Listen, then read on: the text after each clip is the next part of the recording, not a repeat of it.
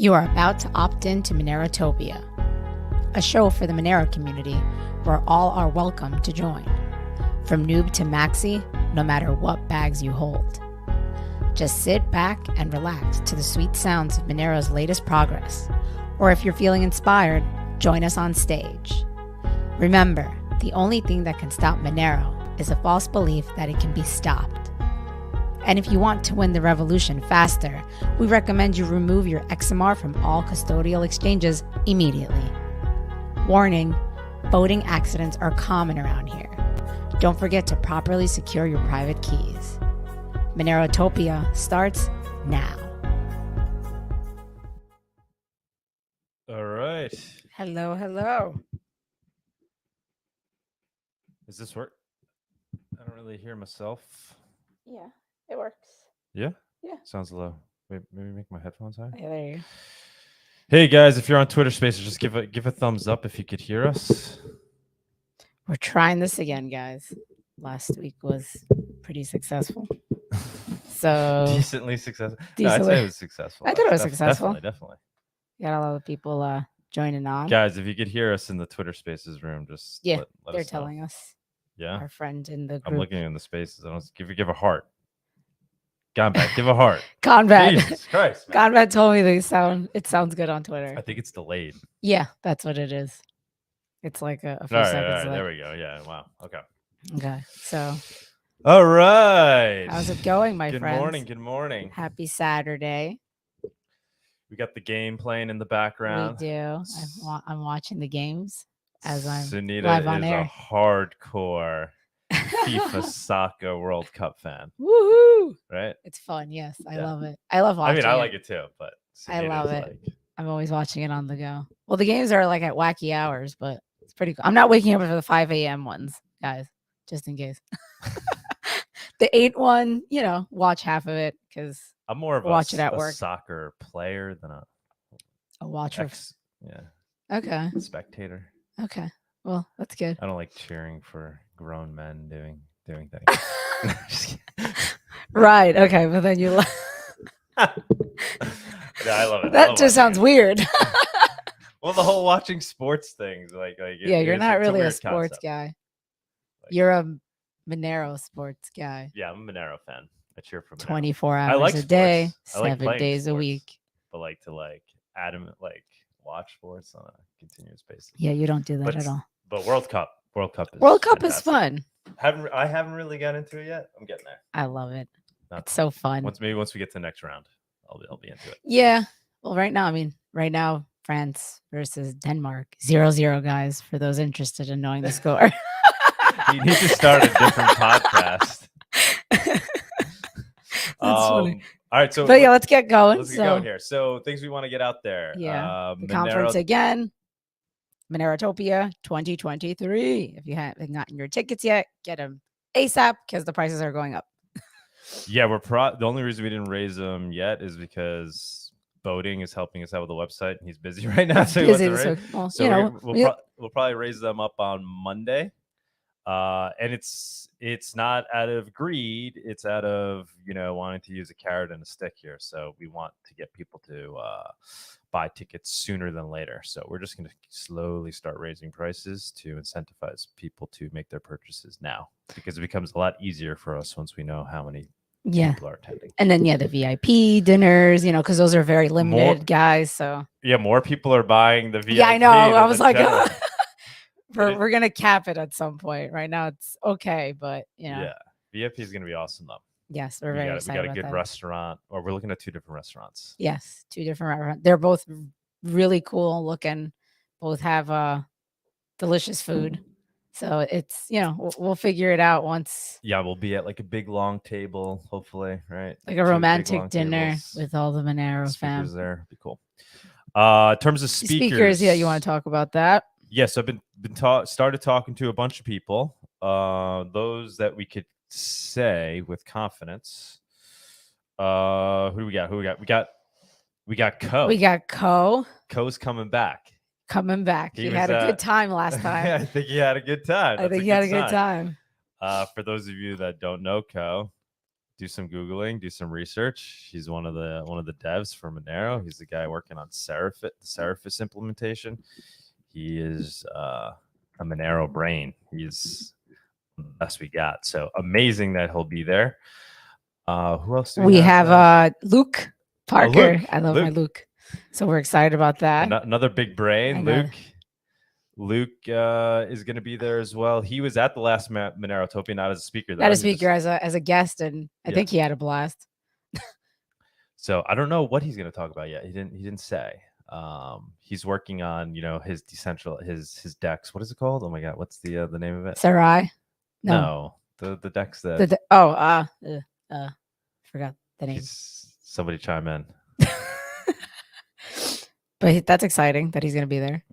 And then also we're going to have Crypto Zoidberg, or we're thinking about that. Yeah. We're doing it. We're doing it. Can't take it back now. We're going to have Crypto Zoidberg, guys. So far we got three huge heavy hitters. Yeah. One's smarter than the next, more like amazing. That's an amazing. If we only had those three. Oh, he's watching. Luke wrote Sarai. Yeah, I did say it right. Okay. You made me doubt myself. Oh my god! I was like, Sarai. I think I was right. Which, yeah. Hi, Luke. So Sarai DX. There we go. Crypto Zoidberg, guys. We had an amazing Monero Talk show with him like over a year ago now. Yeah, that was a good show. Yeah. So he claims to be the guy who essentially wrote the original implementation of CryptoNote. The first actual coded implementation of it, which eventually became Monero. So he will be there. We're not sure what he's going to do a talk on. Obviously, I'd like to put him on a panel too. I think he has some things he wants to share with the community, things he's been working on. But in addition to that, I'd like to maybe get him on a panel. Not sure what that panel would even be. But yeah, he's going to be there. He's going to be in attendance. He's an historic figure in Monero. And then we're going to have two workshops. Yep. So far we got two workshops going. We have Crypto Tweeties, Chill, and Deverick. Chill and Deverick have both dedicated to that, so they're going to be running those workshops. Maybe. She helped me out last year, or I keep saying last year, but it was actually earlier this year in April at the Monerotopia 22 conference. So that was very, very helpful. She was awesome. But now she's going to be organizing a workshop in. Yeah, so we're going to have like 3 different workshops. It's going to be like a beginner level, an intermediate, and an advanced. Yes. The beginner is going to be really geared towards, we're trying to get locals in the community to come out to the event as well. We're trying to use the venue. They have connections in the community because they do events there every weekend that are kind of community-based events. So we're trying to use their platform to get the word out to their people, so we could have people from the community, from Mexico City, local to the area, that will come and attend. It's essentially we're gonna make it free for those people, for the locals, and then my hope is that us experienced people will be sharing knowledge with them right when they're there. So they'll be able to come for free, hang out, participate in the Monero marketplace where they can buy things with Monero. We'll onboard. We'll send them to the beginner workshop where they'll get onboarded to Monero. We'll have people there helping us onboard them. We'll set them up with a wallet, Cake Wallet, Monero.com, Moneruju, whatever it may be. Get them up and running. Maybe send them whatever, $5-10 of Monero. We get a sponsor to do that, and then they could maybe use their Monero 20 minutes later. 20 minutes. Yeah, you have to make that aware. What you do is like you send it to them and you have a full-blown conversation for 20 minutes, and they'll be like, now you can go buy, but you don't tell them about it. So they don't feel disappointed. We'll figure that out. And last but not least, we have a media partner, confirmed one. So we have Mark Falzone. We're excited that he's going to be present at the conference. Yes. He did a really good, documentary on our recent conference, which was really nice. So check that out if you haven't. So yeah, I think that's it for the update. I mean, we're talking to a lot of other people, speakers. If you're out there and you want to, participate in any way, you want to be a speaker, you want to, I don't know, you want to be a vendor, you want to help out with the workshops. If you want to help us, you want to help us, please. Just reach out. Just reach out, Monerotopia at protonmail.com. Or if you have questions in general, like you want to go or you're unsure about something. Or if you want to help us out. Email us. We'll make it work for you. But one thing I could say is just buy your tickets. That really helps. Yeah, buy your tickets ASAP. Prices are going to go up. Reserve a hotel room. We are trying to work with this hotel. When we went down there, we checked out 3 local hotels. Well, like one was kind of super sketchy. Yeah. Another one was medium. One was actually really nice. It was nice, but weird. Nice but weird. And then another one was like kind of perfect, right? Yeah. But we're trying giving those options. Get them to like do a room block, and they like are unfamiliar with the concept, right? Yes. Yeah.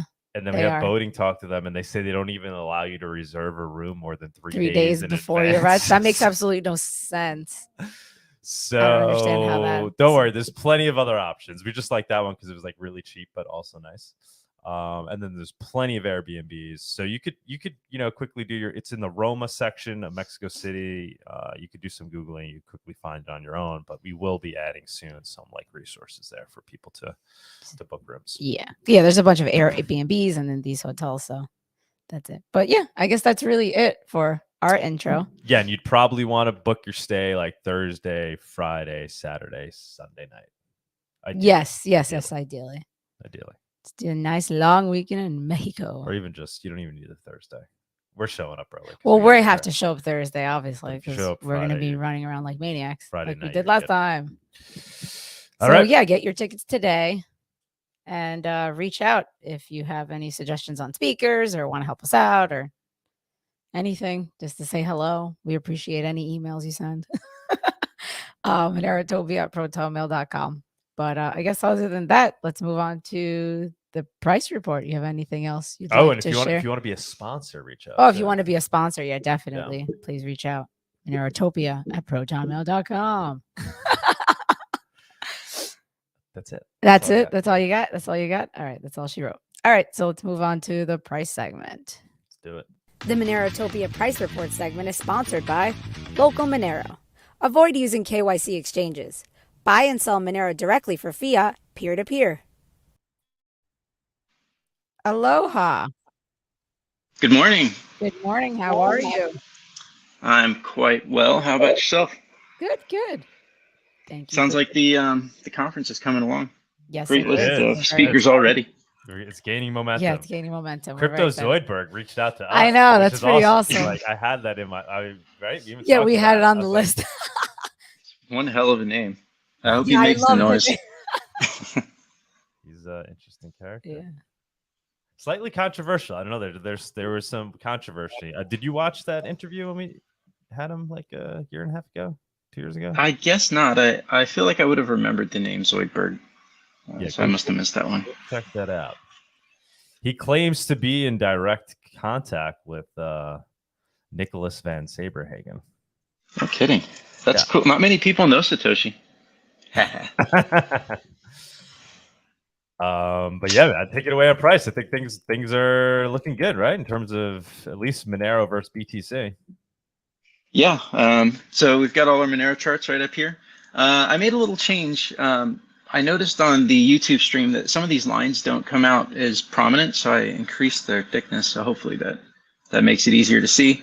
As always, starting with Monero USD. Let me just say real quick. So anybody that's listening on Twitter Spaces, if you actually want to see the charts, you just go, watch it on YouTube. Oh yeah, it might make more sense than just hearing some guy rattle on about price. Charts worth 1,000 words. It's okay. Here's our US dollar price. We continue to recover from the big crash earlier this month. We've got kind of this channel going on here. I've noticed it's a little bit hard to draw trend lines.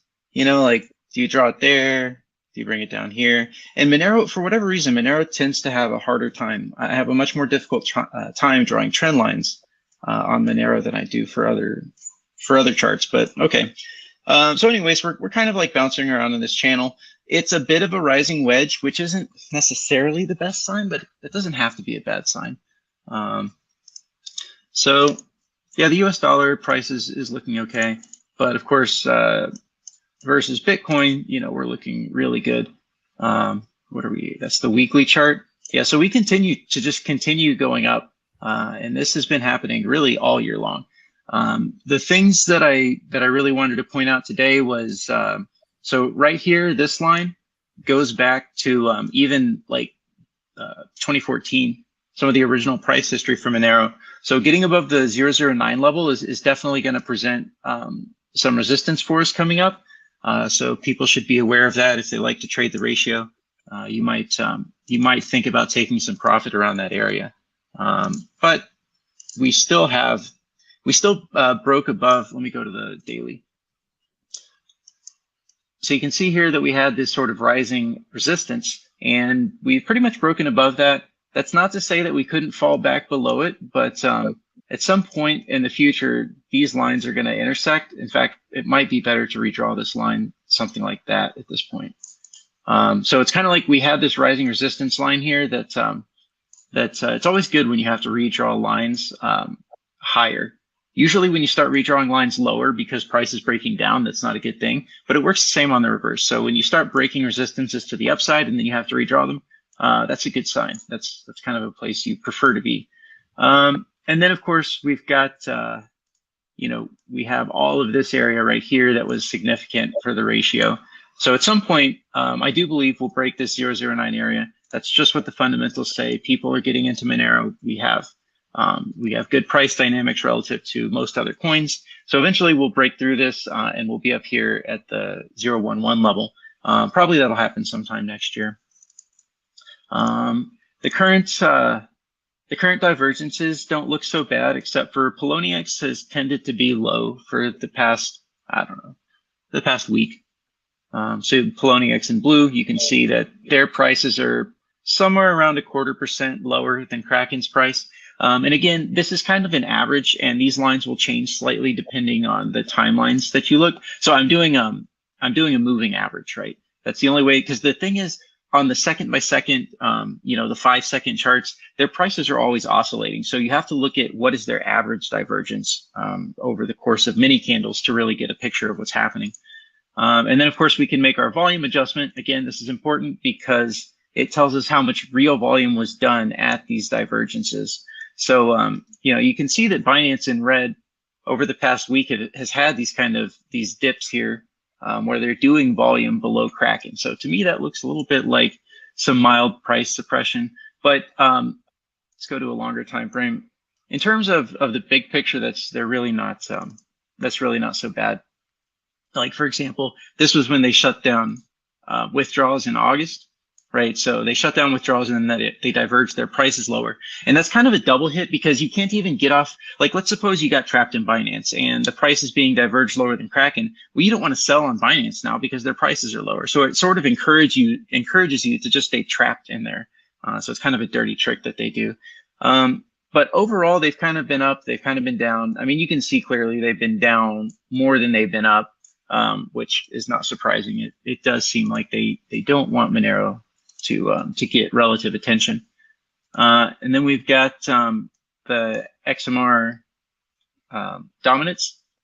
So you can see that this is where we all thought we were bottoming back at the beginning of the bull market, sorry.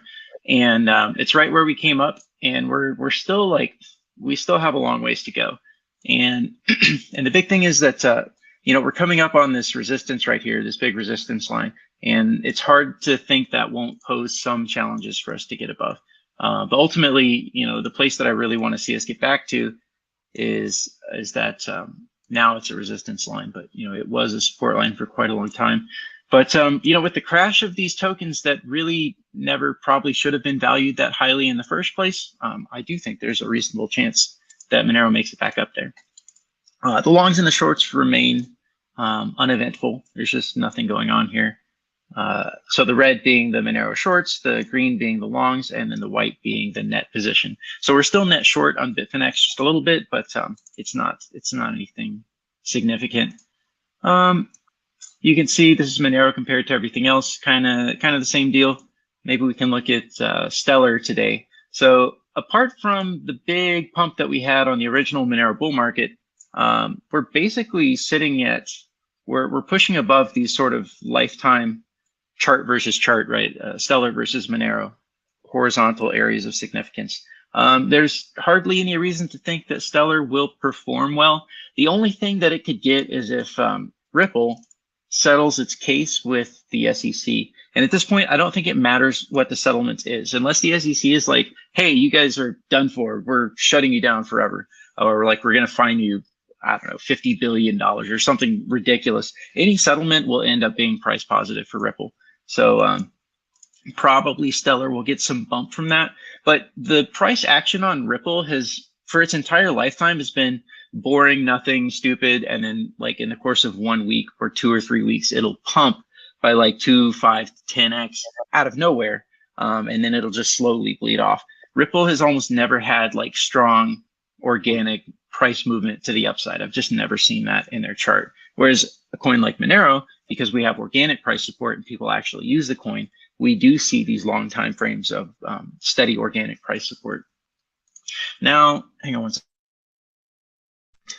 Excuse me. So here's our look at all of the different coins relative to each other and how they've been doing. Let's go to a shorter time frame. You can see that Litecoin has outperformed everybody. I think this is related to Dog, their merge mind, and of course when Elon bought Twitter, you know, everyone's like, oh, Dogecoin, you're going to be able to pay for your $8 blue check mark with Dog coins. So I think LTC gets a bit of a boost from that. I don't think necessarily that they have strong long-term potential, although at the same time, I do have to admit that it does seem like people use them as a currency a little bit. So they do have that going for them. But I don't think it's necessarily as used as people would, as the true believers of Litecoin would have us believe. So here's the overall picture of all the markets relative to each other. We've got crypto has kind of been making a comeback, as you can see in purple. Everything else has just been basically flat for most of this week. Yeah, everything is pretty flat. The dollar is in green, and it's kind of trying to make a comeback, it looks like. But this is also, so when we talk about Z-scores, given time, if your price doesn't move at all, your Z-score will naturally trend back to the center line, to the 0 point, even if price doesn't move.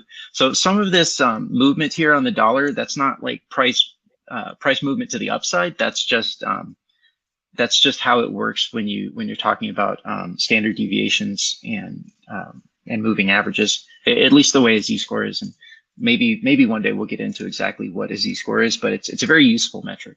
But yeah, anyways, the short story on this is that not much has happened this week. It's been kind of a flat week overall for most things.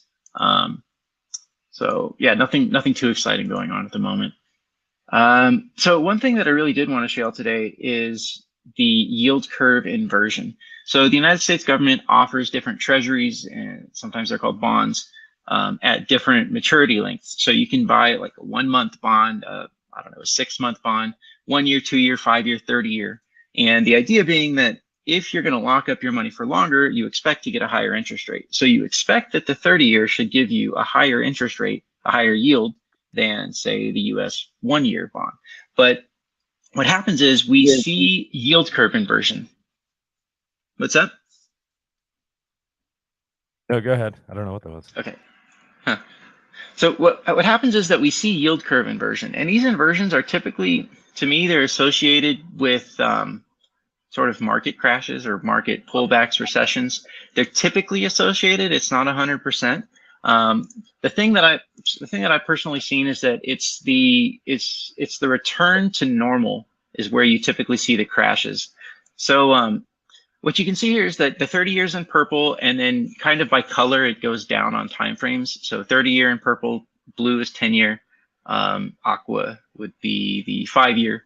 The green is the 2 year, yellow is 1 year, and then the white line is the federal funds rate. So that's the overnight lending rate in between banks. Now, the thing that I really wanted to show is that we are in a full, complete yield curve inversion, which I don't think that I've seen. I haven't really scrutinized the chart to see if this has happened anytime before, but essentially the lowest maturity yields, or sorry, the lowest maturity bonds are also yielding the highest, whereas the 10-year and the 30-year are yielding the lowest. So it's hard. I'm not an expert in this. It's hard to say exactly what this is significant, but to me, it's a picture that things are kind of at their maximum distortion point. Like this really shouldn't happen. And it especially shouldn't happen to this level. Now, one thing that I also do is I take all of these yields and I subtract each one from the other, and then I average them out. And so it gives you an overall picture of how inverted the yield curve actually is. So this is kind of very long time frames here. We're on the weekly chart. And you can see that going back to 1989, we had yield curve inversion there. This was the, right here is the .com yield curve inversion. This was the pre-2008 catastrophe yield curve inversion. And then we're sitting at levels that we haven't seen since the .com era. Now, the thing is, if you notice the date right here, this is 2000, right? And then 2001 starts right around here. So you can see that the yield curve was correcting back to normal before the stock market crash, because the real crash didn't happen until 2001. And then same thing here. You've got this yield curve inversion that continues for 2006, 2007, starts correcting to fair value. And then finally, 2008, after the yield curve corrected, you saw this big market crash. Now, the dynamics across all markets are significantly different than they were in previous decades, simply because people understand now how important the Federal Reserve is. They understand that it's really monetary policy that's driving everything. So you see the markets move in advance in the expectation of what monetary policy will be, as opposed to in the past where it used to move after they made the changes. So I'm not sure necessarily how predictive this is, but it certainly does represent that something isn't quite right. Here's the 0 point, and essentially we're well below zero. And again, that's because all of the yields are basically inverted right now. Everything except for the 10-year and the 30-year. So just know that exists. If you find that interesting, I definitely recommend reading more about it. And if you have any ideas, shoot them my way, because I'm still, I don't fully understand the bond market, not as much as I would like to. And the thing is, it does drive most everything else. We've got our overnight, the repo agreements. Again, this is money that gets put with the Federal Reserve overnight. People get a small interest rate for that. It's institutional money largely. And we're looking at over $2 trillion.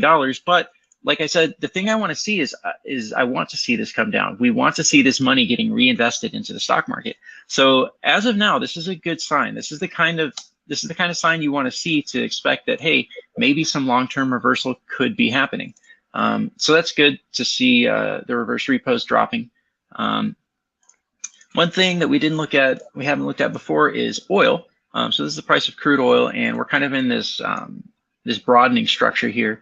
Now, it's good to keep seeing oil. We want to see oil down here. Really, we would prefer to see it break down below this line.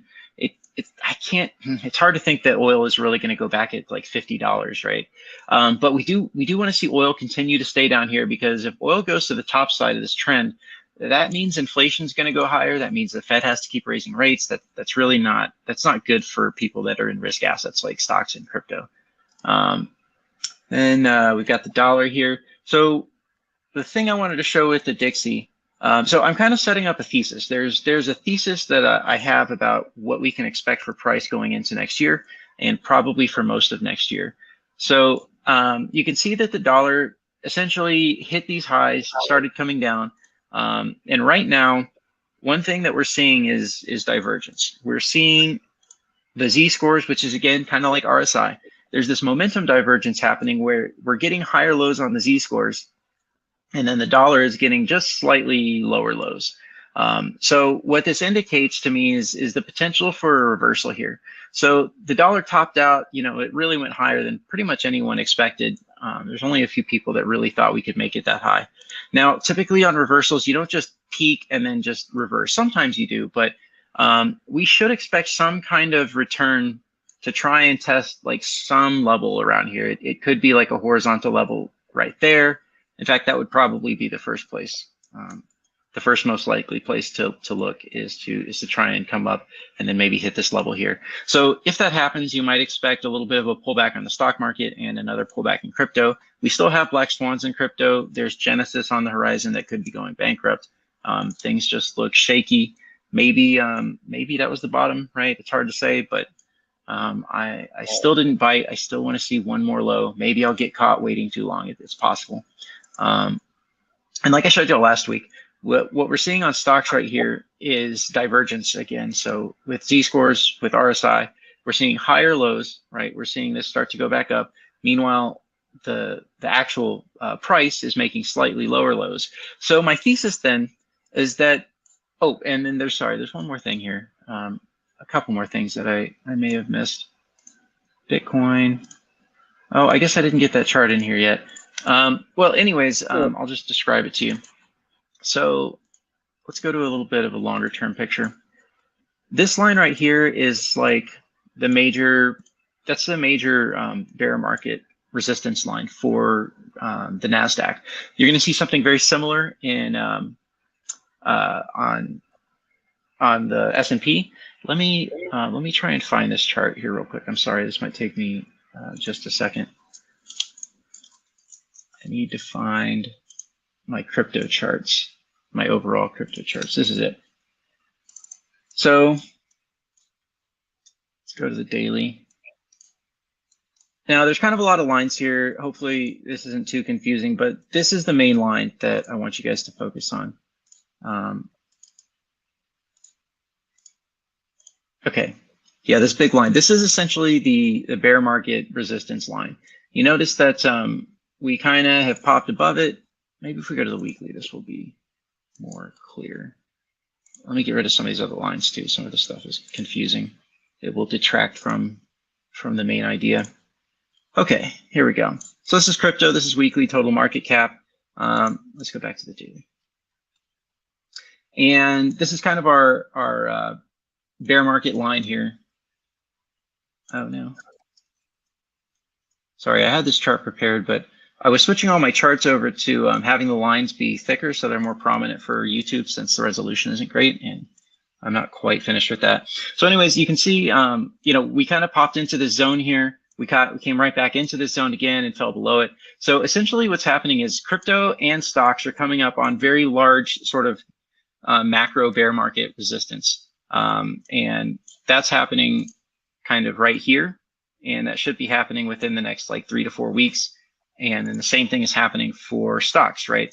We could see the NASDAQ kind of come into this line here, maybe January, and then maybe during January, February, we see some kind of pullback, and that could happen. You know, that could bring us down into these pre-COVID highs, which has really been my target the whole time. Maybe it takes longer to get there. Maybe we never get there. I don't know. But my thesis right now is essentially that we should see mildly positive action for the next few weeks. Monero, crypto, stocks, everything looks like it kind of wants to keep going up. We're going to end up hitting into this resistance, and that could act as a temporary stop for us going any higher. Take a pullback, and then sometime maybe March, maybe the end of February, maybe April. But at some point next year, after that pullback is over, I think we're going to end up breaking through these resistances. Maybe we'll hit some of these targets. We should end up completing this this momentum divergence that I've been telling you guys about. The idea being that, you know, we'll see prices kind of hit this again as we bottom out, and then that would set us up for like a broad move to the upside next year for at least like maybe 3, 5, 6, 7 months next year. So I think, so to be clear, short term, I think we have mild positive action going forward into the new year. At some point, late December, January, pullback. And then after that pullback is over, I think that we'll actually break a lot of these bear market resistances. And people will start singing about how we're in a new bull market. That probably won't be the case, but it could be the end of the bear market. That could be like the bottoming signal. And, you know, people, I hear a lot of talk about like black swans and all these terrible things, and the stock market's going to crash, but I don't see any major black swans for the stock market. We have the bond market. They managed to get yields up by some miracle without crashing the markets. I mean, okay, we're down like 20, 30% on stocks, but that's really not so bad. And they managed to bring rates off of a floor of basically zero. But 2000 we had the incredible .com explosion. 2008 we had a hyper financialization of the entire economy, and then that leverage had to unwind. But I don't really see the same kind of problem here in the broader macro sense. So I'm starting to think that maybe we don't have a big long stock market crash. Perhaps we could be flat for another year, for another 2 years. That's possible. But anyways, so I think the general outlook is pretty okay. Like it's probably not a bad time to rebuy here, or at least to rebuy a little bit. So that would be where I see the markets right now. Anybody, any questions? I'm good. I don't know if people have questions in the audience. It'd be hard to take them from the Twitter, right? So right now we got 24 people watching on YouTube, and then we have like another 10 people on Twitter. So yeah, people that are watching on YouTube, try to log into the Twitter space too, so we bring more attention there. Bawdy, well, cool. That was awesome, man. I don't know if you want to stick around to jump into the Twitter space or whatever you got to do. But great, I would very much like to hang out on Twitter. Yeah, people are loving these, man. People are loving them. Well, it was good times. I always enjoy giving you guys price updates. I'm just give me up to that 0.02 XMR to BTC by Monerotopia. That's oh man, I'll do my best. Let me start putting out some more propaganda. I'll quit talking negative on the markets. It's all positive from here on out. Make it happen. We need Snowden, shilling Monero, and then maybe we'll get there. Maybe I don't know. Maybe we could do a CSS or something. Actually, Vic tweeted he would donate $5,000 to a charity of Snowden's choice if he comes on and does a Monero talk. Oh wow, that's pretty cool. That was pretty good. Yeah. All right, Bawdy. Well, I think Sunita reminded me to sign off with follow us on Twitter, on YouTube. I just made a Twitter. I'm Bawdyanarchist at Bawdyanarchist_. It's important. The underscore is important. Or screen title Monegro. Bawdyanarchist on Reddit. So thanks, guys. Thank you. Awesome. Bawdy. Thank you. Appreciate it. Yeah. Awesome. All righty. All right. Alrighty. So are we gonna try to move over to Twitter for the news? Yeah, I guess if you want to do that. Down for that? I think or Tony, you want to just well, hold on. We got to do our little intro for the news. And now for our weekly news segment. Tony! Hello, Tony. How's it going? So much better than Twitter, though. We get to see beautiful Tony. This beautiful smile. Look at you're shining. Like the youngest guy in Twitter. I mean, in Monero. Wait 1 second. Sorry. Because I'm kind of. Oh my god. Technical difficulties. Yeah, I have like 3 different screens. Wait, sorry, I couldn't pay attention to what you said. It's a little abstract here, trying to do it. StreamYard and Twitter at the same time. Yeah. So the thing is, because I already have all the links in the correct order. Just do it on StreamYard. Yeah, do it. Yeah. But mute whatever you got going on there. We hear ourselves over there for some reason. So. Yeah, let's do it. Wait, then we'll move over to Twitter for the special guest. Yeah. Let's do that. Yeah, let's do. Wait, sorry guys, give me 1 second. Yeah, so we had Alexander, and then she just. Yeah, no, she keeps shutting in and out. She's saying actually she's having issues, so okay. I'll deal with it. Tell her to go into the space. Tell her to go into the Twitter space. Yeah, and to listen there, and then we'll move over there. Okay. She'll be one of our special guests. Okay, sounds like a plan. Okay, guys. So your screen. Yes, the way this is gonna work out is we're gonna try something different. So I'm going to share my screen, and we're going to go over the news, and then I'm going to I'm going to drop the link on Twitter Spaces, and you guys can follow along. And if you have anything to add or anything to say, then we can interact together for the news. So we're gonna try this out and see how it goes. Yeah, the only thing is, though, I don't think we'll be able to interact with the Twitter space as you're doing the news, right? Because of the way we got it. We can. That's why I have the earpiece. So I'm gonna do it through here, and I'm low volume on Twitter Spaces for that. So if you cannot hear, Multitasking. The anchor. I'm paying attention to Twitter Spaces, to YouTube, and I see Everywhere. everywhere. So let's get Truly into a it. disaster in the making. All No, right, I take don't it know. away. I have faith. I have faith in us. We did it last week. We'll do it again. Go, We did it. Tony. Go, So Tony. let's do it again. Okay, let's get into it. Share your screen. There you go. Okay, perfect. So first of all, for the people watching on Twitter Spaces, you might want to join us on YouTube so that you can actually see the news as well, and not just hear them.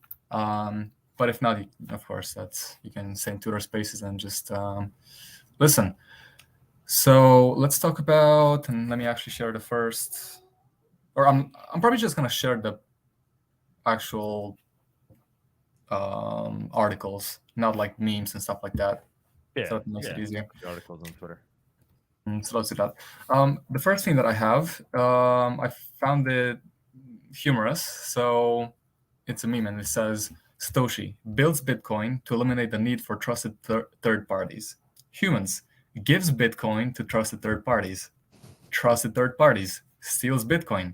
Humans shocked.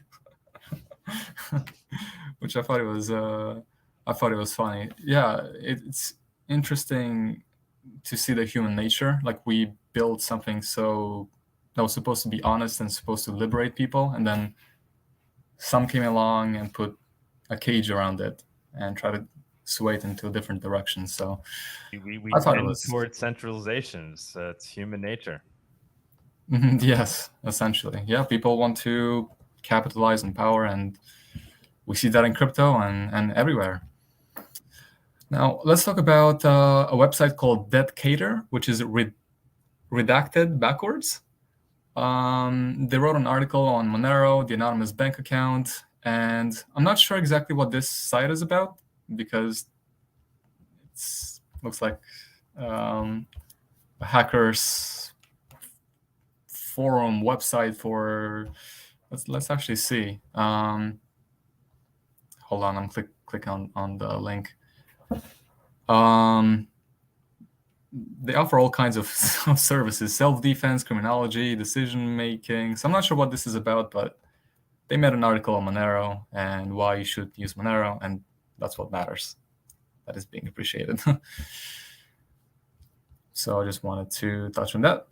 Now, let's talk about FTX, and I'm just going to share 3 things. We're not going to go into details on it because we've already talked about it, and there's just so much that we could talk about, and there's better people to explain than me.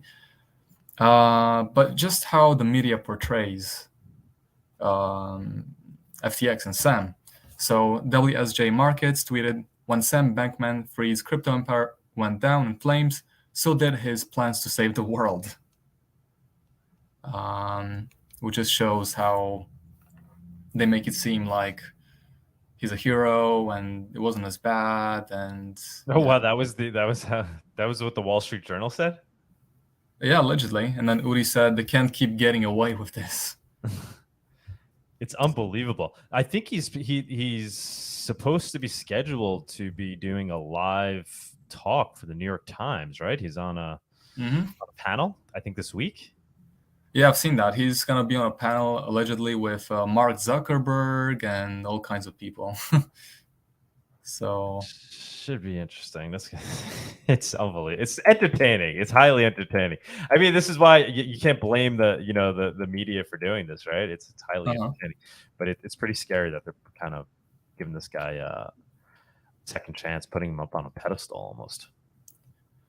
Yeah, and just kind of, it just shows that these news outlets have ties, have political ties, you know? Oh, yeah. Because why would they? Clearer than ever. Yeah, it's very clear. And then I want to share 2 more things on FTX. This was very, very funny, actually. The Wall Street Journal profiled FTX customers who might lose their deposits and led with a 25-year-old facing the loss of $800. Now, $800 is not a lot of money in the US. If you're in Africa or some other countries, yeah, that is actually a lot of money that someone might have lost. but I assume this individual is from the United States. So it's not a lot of money, and they just make it seem like, oh, people just lost like $800, under $1,000, not much. But the reality is that people lost even millions of dollars because they had a lot of money on FTX. So the title says, FTX crypto customers worry they will never see their money again. My blood is boiling. Some were optimistic a week ago. Now they're increasingly losing hope. And moving to the next image. Drake Lyle, 25, has about $800 stuck at cryptocurrency company FTX. Yeah, he's one of the lucky ones, right? I mean, geez, $800. Like you said, people lost millions. People lost their entire life savings. I mean, 800 could be somebody's life savings, but there's people that lost many zeros worth of crypto on FTX. Indeed. Oh, we have Trav. Hey, Trav, from the conference. He's live on YouTube. Hey, man. I hope all is good. And then we have Nightmare that he said that I'm so unprepared. Man, I defended you. I said you're always prepared. Kick him out. Kick this guy out. Ban him. Bye. Bye, Nightmare. Hey, Trav. Moving on, we have another humorous image. Someone photoshopped the Wall Street Journal article on Sam, and they made him super jacked, and they changed the title into Sam Bankman-Fried is super jacked and handsome. The FTX founder is super hot. He's amazing, and we love him so much. Oh my God. Just to, of course, portray how ridiculous the media shows him to be and how much they undermine the situation. So it's fine, it's humorous, but that's enough on FTX. We should move on. And I'm actually going to share this one on Twitter Spaces because maybe some people want to add stuff on it. We're going to talk about Jesse Powell, the I think now ex-CEO of Kraken. Yeah, he wasn't the CEO anymore. We got to get him. We got to get him to do a Monero Talk or a Spaces or something. Him and Kim.com. Yeah, we're trying to get Kim in this room now. I've been DMing him, and he's been slightly sucking. Like every 2 seconds. Come on. I think I scared him away. I mean, he leaves his DMs open, so he must get like 100,000 DMs. Oh my God. Yeah. But maybe we'll get his attention. Maybe we'll see the room. Yeah, hopefully, at least one day. You guys, if you're on Twitter Spaces, I shared the link right now, so you can look on it as we're discussing it. And if you have anything to say in Twitter Spaces or anything at all, you can hop on stage and we can talk about it. So, Tony, I think at this point, if we just move over to Twitter, why don't we just move over to Twitter Spaces? You know, like we did last time, because then that way it'll be easier for people to participate with you with the news. Things like that. Yeah, or should I? Okay, and then you can play the videos for me because I have a couple of ones that I want to share. Yeah, I mean that's. Yeah. Or should we do that first? Like, should I think we should go over the video formats first, and then I'm going to get off here and go on Twitter Spaces for the let's do that stuff. Go ahead. Okay, so let me see what I have when it comes to videos. Yeah, let's do that. Yeah, so Elon found. Here we are at the merch thing, and there's an entire closet full of secret closet of #woke t-shirts. Here we are. So for the people listening, Elon Musk found #StayWoke t-shirts in Twitter headquarters, and he found like a lot of them, like a whole closet full of them. Which is disturbing to see. And I had a couple more things on it as well. We'll discuss it in a bit. Then I want to show you this little clip. This is from the Zhengzhou iPhone factory because the people are revolting. Essentially, I think they were promised some money, which is probably not a lot anyway. And then they weren't paid, and plus some things with COVID. So they're just protesting right now.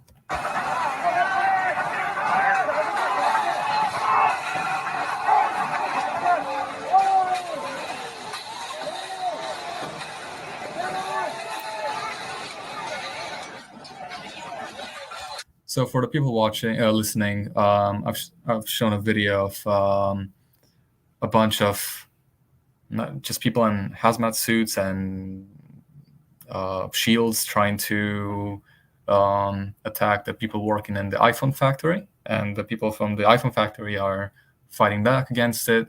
So it's insane. It's absolutely insane, and I think they are the second largest iPhone 14 producers in the world.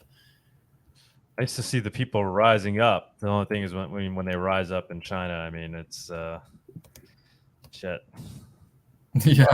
Yeah, it's crazy. Well, I guess now I'm kind of confused. You know what? I think maybe we should. I'm just gonna go on Twitter Spaces because. Yeah, move over to Twitter Spaces, Tony. Yeah, it just makes it a lot harder because then I'm gonna move on Twitter Spaces, guys, and then Sunita's going to Nightmare's laughing his ass off. This is our first time, guys. Yeah, so sorry guys, it's a bit too confusing. if So you I'll love just, us, you stick through it. yeah. So Just send me the links one by one, I guess, as you're talking about them, and then I'll post it accordingly. Yeah, Right, let's do that. Okay, Tony? Yeah, just go strictly on Twitter Spaces. Yeah, And then we're gonna stream it here. Those that are listening on YouTube, you could stay here and you'll be able to hear it. But if you want, jump in the Twitter Spaces so you can participate. A lot of people don't want to go on space. Yeah. Do. I'll play some music, guys, as we're waiting. All righty. Jeopardy. Do. All righty. Yep, I hear you.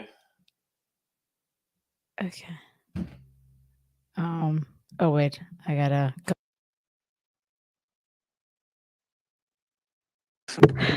Twitter Spaces, you guys can hear me?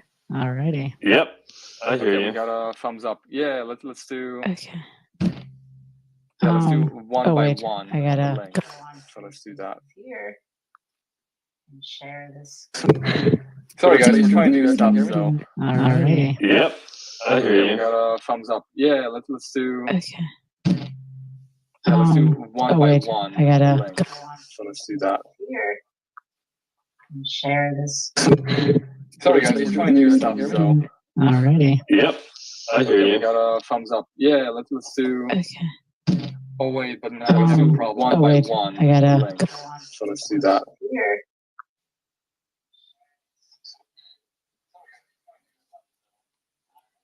Wait, but now. What's Tony? You there? Yeah, but now we have a problem. The thing is that this is delayed, and I'll be talking to your delayed self. No, Tony, just completely move over to Twitter Spaces. I did. Yeah, I did.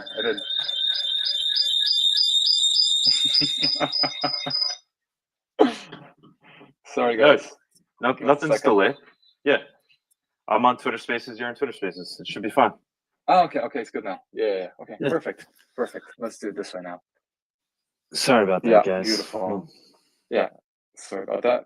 Perfect. Oh yeah, it's so much better now. Okay, so I'm going to give Sunita link by link, and then we'll discuss it. So, then let's go back and let's discuss proof of reserves.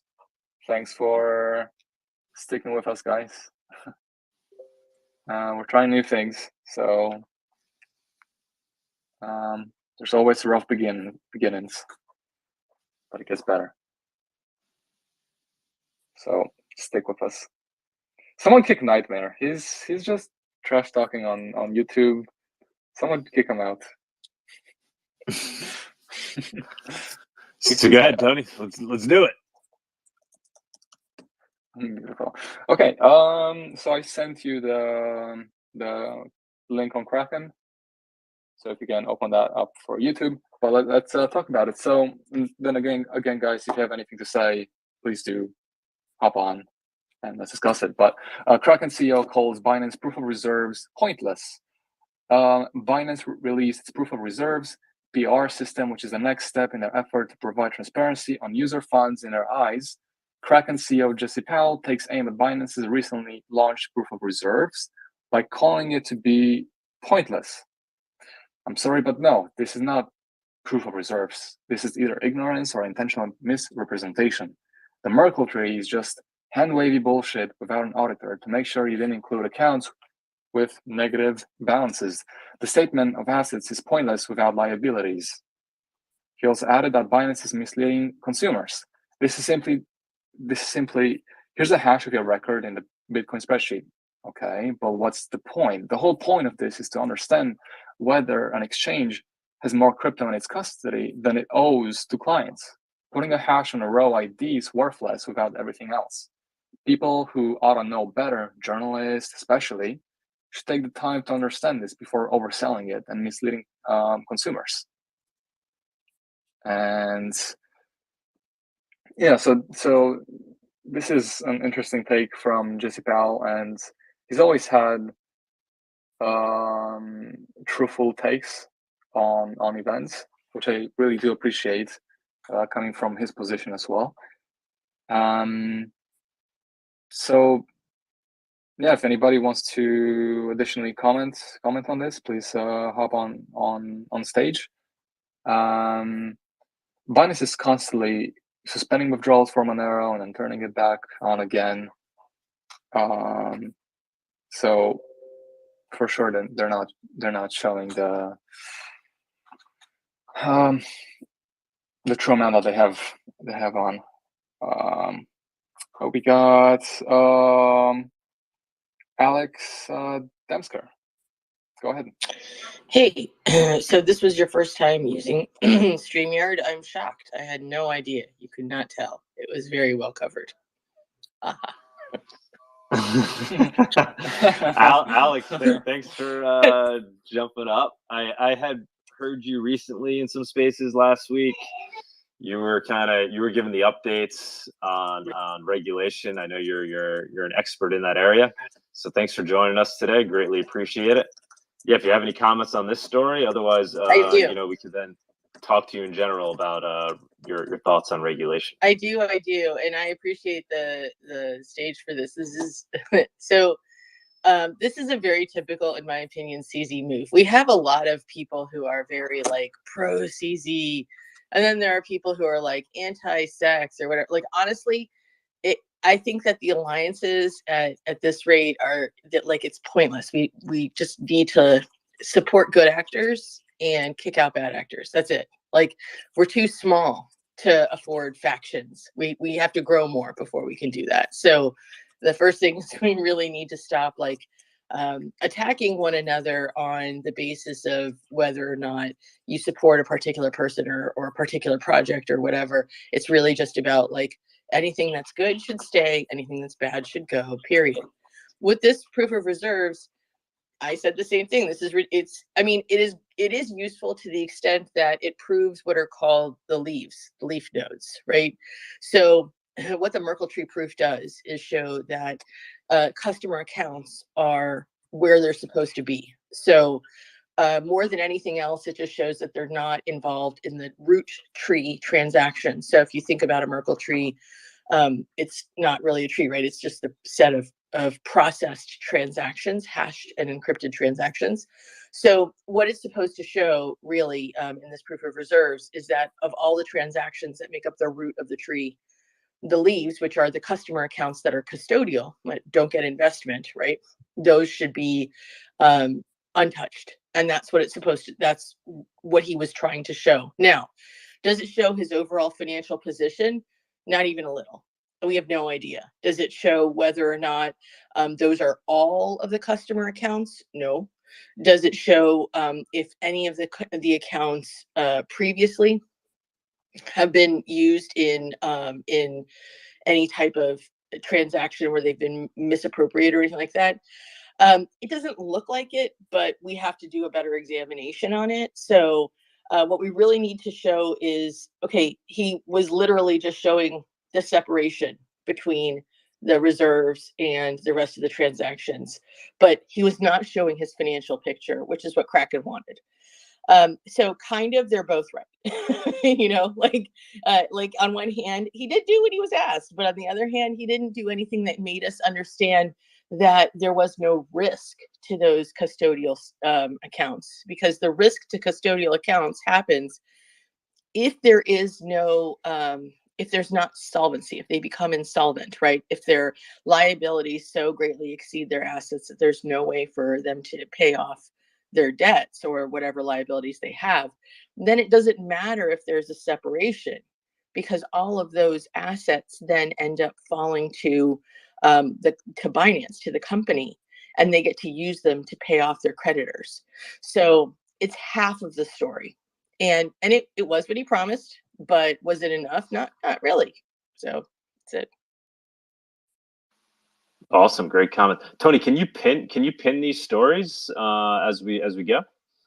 Yeah, that's what I've been trying to do right now. Let me see. Thank you, Alex. By the way, thank you. That's a very good take on this article. Yeah, let me. I've never actually pinned anything, so how do you do that? Yeah, really, how do you pin? I don't know. You posted as a comment. So go go to the comments, and then you should be able to, you're a co-host, so you should be able to then select it and pin it. Oh, like you post it like with that, with like the three, the purple thing, and then go into the comments section, and post it there. Oh, I see you have it there, and then you should be able to you hit that share button, and then on the top, that top option. Got it. All right. Yeah. All right. Welcome to the most process-heavy podcast on right now. Learn how to use Twitter at the same time as you learn about crypto. This is how we do it over here. I mean, so we typically just do these shows on YouTube, and then we experimented with streaming them on Twitter Spaces at the same time. So yeah, you're watching the sausage get made, so to speak. But we're getting smoother, believe it or not. I see we got Éric trying to talk over here. Yeah, hello everybody. I wanted to talk about something. There was a guy, I forgot how many years old he had, but in Bahamas, he got 6 months in prison because he stolen $1 Bahamas. It's worth 30 cents. And at the same time, we see SBF now in jail, totally free, because he stolen 10 billion. It's fucking crazy to see. For the Merkle tree, I wanted to see it's not a solution, because you always need to trust the auditor, the guy that will give you the Merkle tree, and it's yes, it takes too many energy to verify your UTXO is still in the Merkle tree. You could simply remember your 24 words and have your wallet, and you are not panicked about empty reserves, etc. in banks. And the last time I was here, I was making a directory. I updated it because I had a few problems, and now I made a section of sections, and we have you have hyperlinks where you can click on to have the section you want. So if you have a mining section, you click on the mining section, and he will give you the tools, etc. So I make it more ergonomic. Okay. Éric, we lose you? Éric, you post in the chat area, post the link to the directory you're working on. We could pin that too at some point. Get that up there so people can see what you're talking about. I done it. You just did it? All right. Yeah, we'll pin it. Okay, beautiful. I think thank you guys for your take. I think we should move on to the next thing. Yeah. I'm gonna talk about Mark Moss finally mentioning Monero. He made a couple videos on Bitcoin, and he never mentioned Monero, but this time he did actually. And we are sharing the link to it right now. Give me 1 second, so you can watch that as well. Where is it? Yep, it's over here. Okay, and I put it on Twitter Spaces as well. So you can, I think it's successfully sent. Should at least. So you can check it out and see the video for yourself. But he talks about how all the other cryptocurrencies are centralized in some way, or they have some form of CEO. And then he talked about Bitcoin and how it doesn't have a CEO, no pre-mine or things like that. And then he mentioned that, oh, there's other ones as well. I think like 3 more, and one of them being Monero. So it's pleasant to see him mention Monero finally. So yeah, but I think a week before, he had also mentioned Monero talked about this topic, right? And then in talking about it, he talked about Bitcoin being the only crypto that was kind of started without any known founders or group, immaculately conceived, and then he was corrected by the Monero community. So it's nice to see that he's actually now referencing it in his most recent talks. Mm-hmm. Good to see. I think we're seeing that all around, right? We're seeing a lot more people publicly that were maybe not mentioning Monero at times when it would make sense to mention it, to finally mention it. We're seeing people talk about Monero in a more positive light. So it's a nice trend to see. Mm-hmm. And it's very good that you mentioned that. Actually, I'm going to share one thing right now, and then I'll actually speed towards Snowden, talking about Monero positively this time, not negatively like in the past.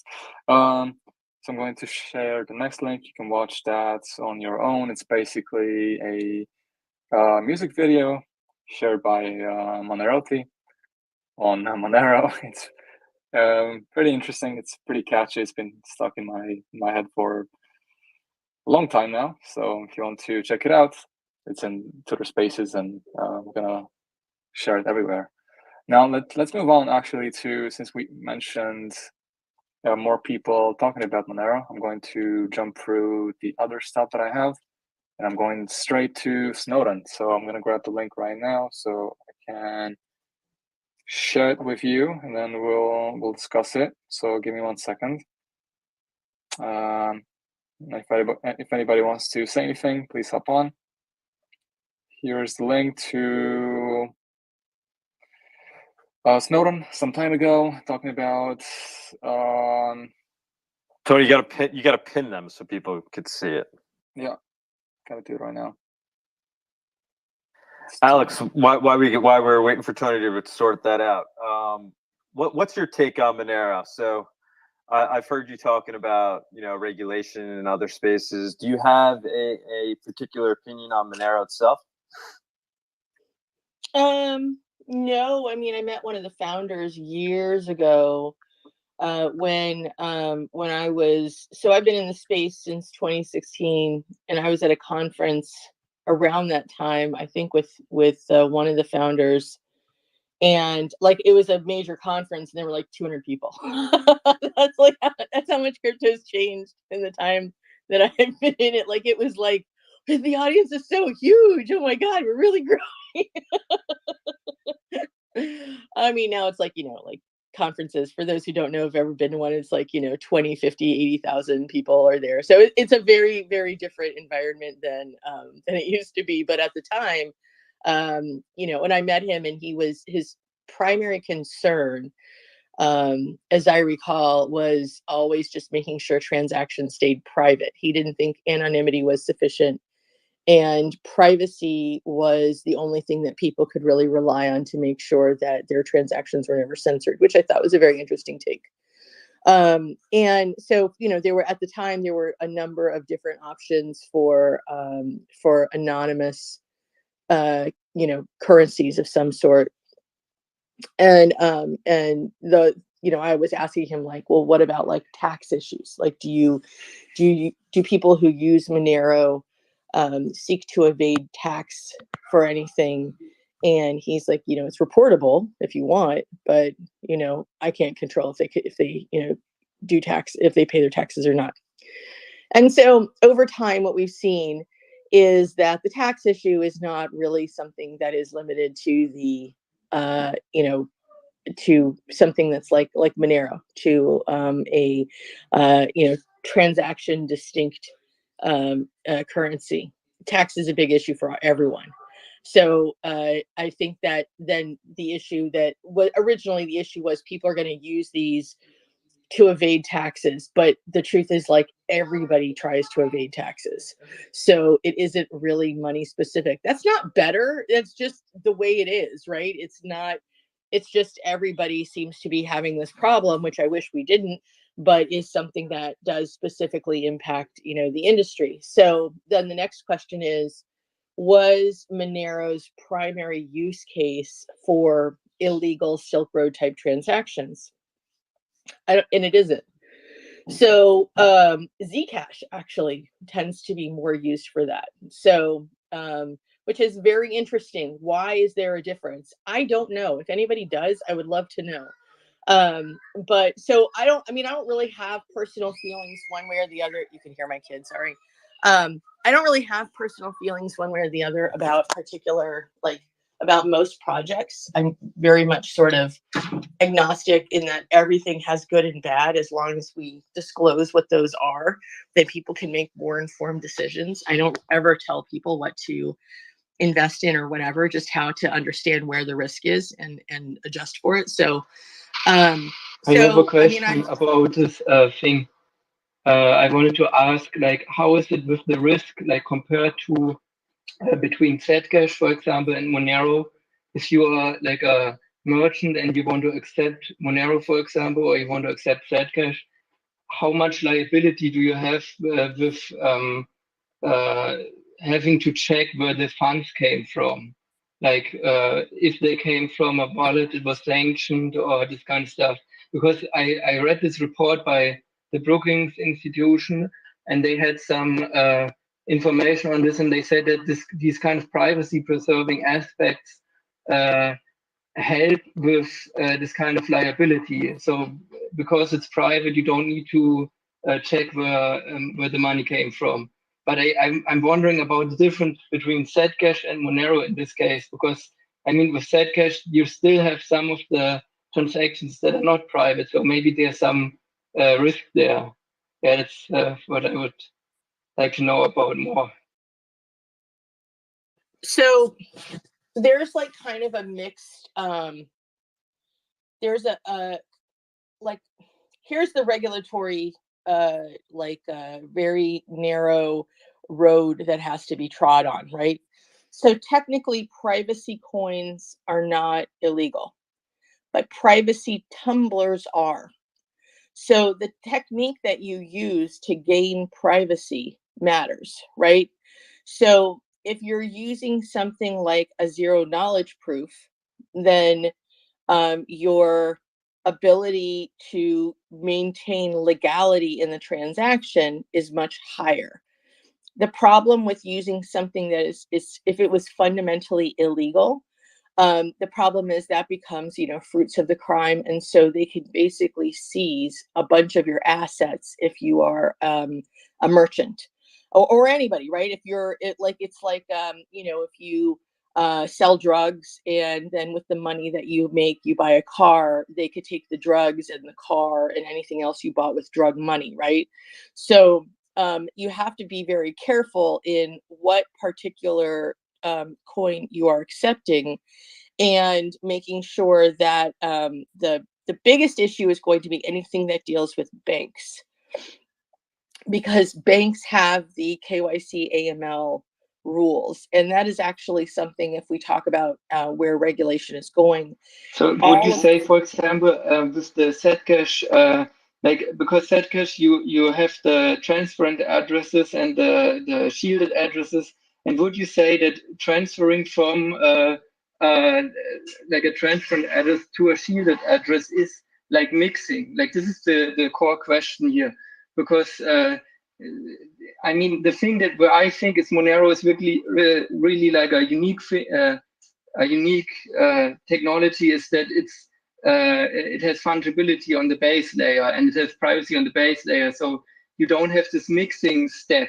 And it seems like only the mixing step would be considered problematic. While if you have something like Monero where everything's private, it shouldn't be a problem. So I guess yes and no, right?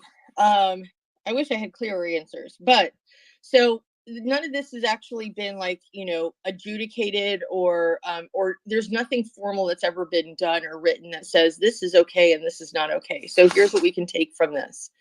The mixing, the separation of transactions from wallets, right? So that secondary hashing, any system that uses that tends to be problematic.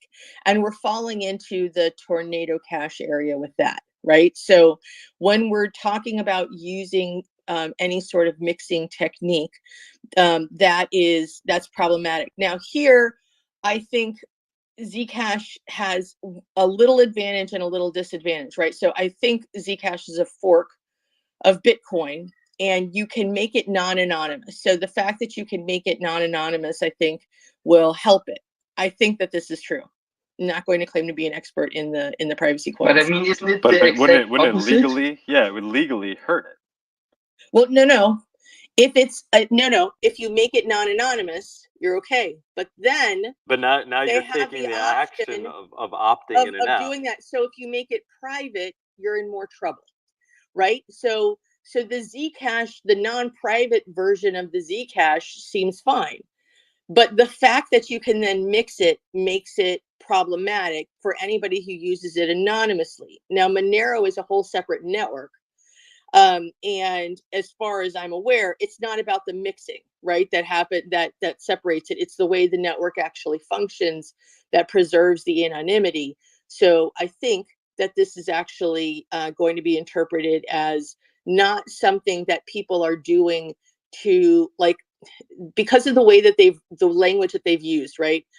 The mixing seems to be something that people choose in order to conduct illegal activities. That is like a government position, right? That's from what we're getting. That's what we're saying, that it's only people who want to commit crimes that opt for this second mixing. So this is why Zcash to me seems more problematic.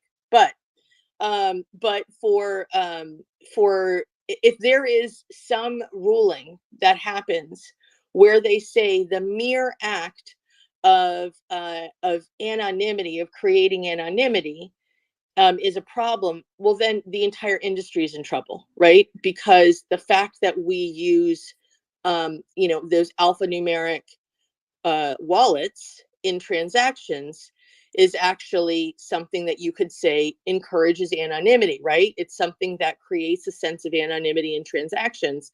So it's kind of all or nothing. The way that this is shaping out is that either it's not okay to do it. It's okay to have anonymity as long as your anonymity isn't something that is being purposely created. I don't know. Maybe it is, anonymity is okay as long as the anonymity is a knowable unknown. That's kind of where I think the law is going to go. I had a question for you. Sorry to interrupt. Okay. So one of the things that I've heard that seems to be the case with some of the publications that were made by OFAC, for example, was that, it was the specific decision to mix your coin. And one thing that I noticed particularly with Tornado Cash was that you're putting your coin into the same address as everyone else. And you can transparently see that there are these nefarious entities all contributing to the same, they actually call them accounts on Ethereum, right? You're all contributing pooled funds to a common account, and you know for sure that those people are nefarious entities that obtain their coin from somewhere bad. So my theory was kind of that, well, perhaps they're less attacking privacy and they're more so attacking the fact that you're opting to mix your coin with nefarious entities. Like, you can have privacy, but you're not allowed to get privacy by helping other people mask their crimes in the process, which I thought was a very different thing from Monero, because you're never actually mixing your funds with anyone. Sure, you take decoy addresses and you use those decoys to obfuscate what your real output was, but you're never actually mixing your funds. Do you think that that could play a legal role? I had the theory that that was important, but what do you think?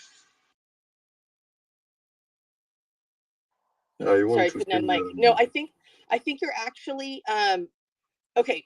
My version of this is I think that is probably right. And it's going to be more important in the future as we move towards more of an AML approach, right? So remember, all of the regulations are shifting right now. All of the systems that we have, these form-based, is it a currency, whatever, all of that, currency versus security, whatever it is, all of that is shifting into this very risk-based approach.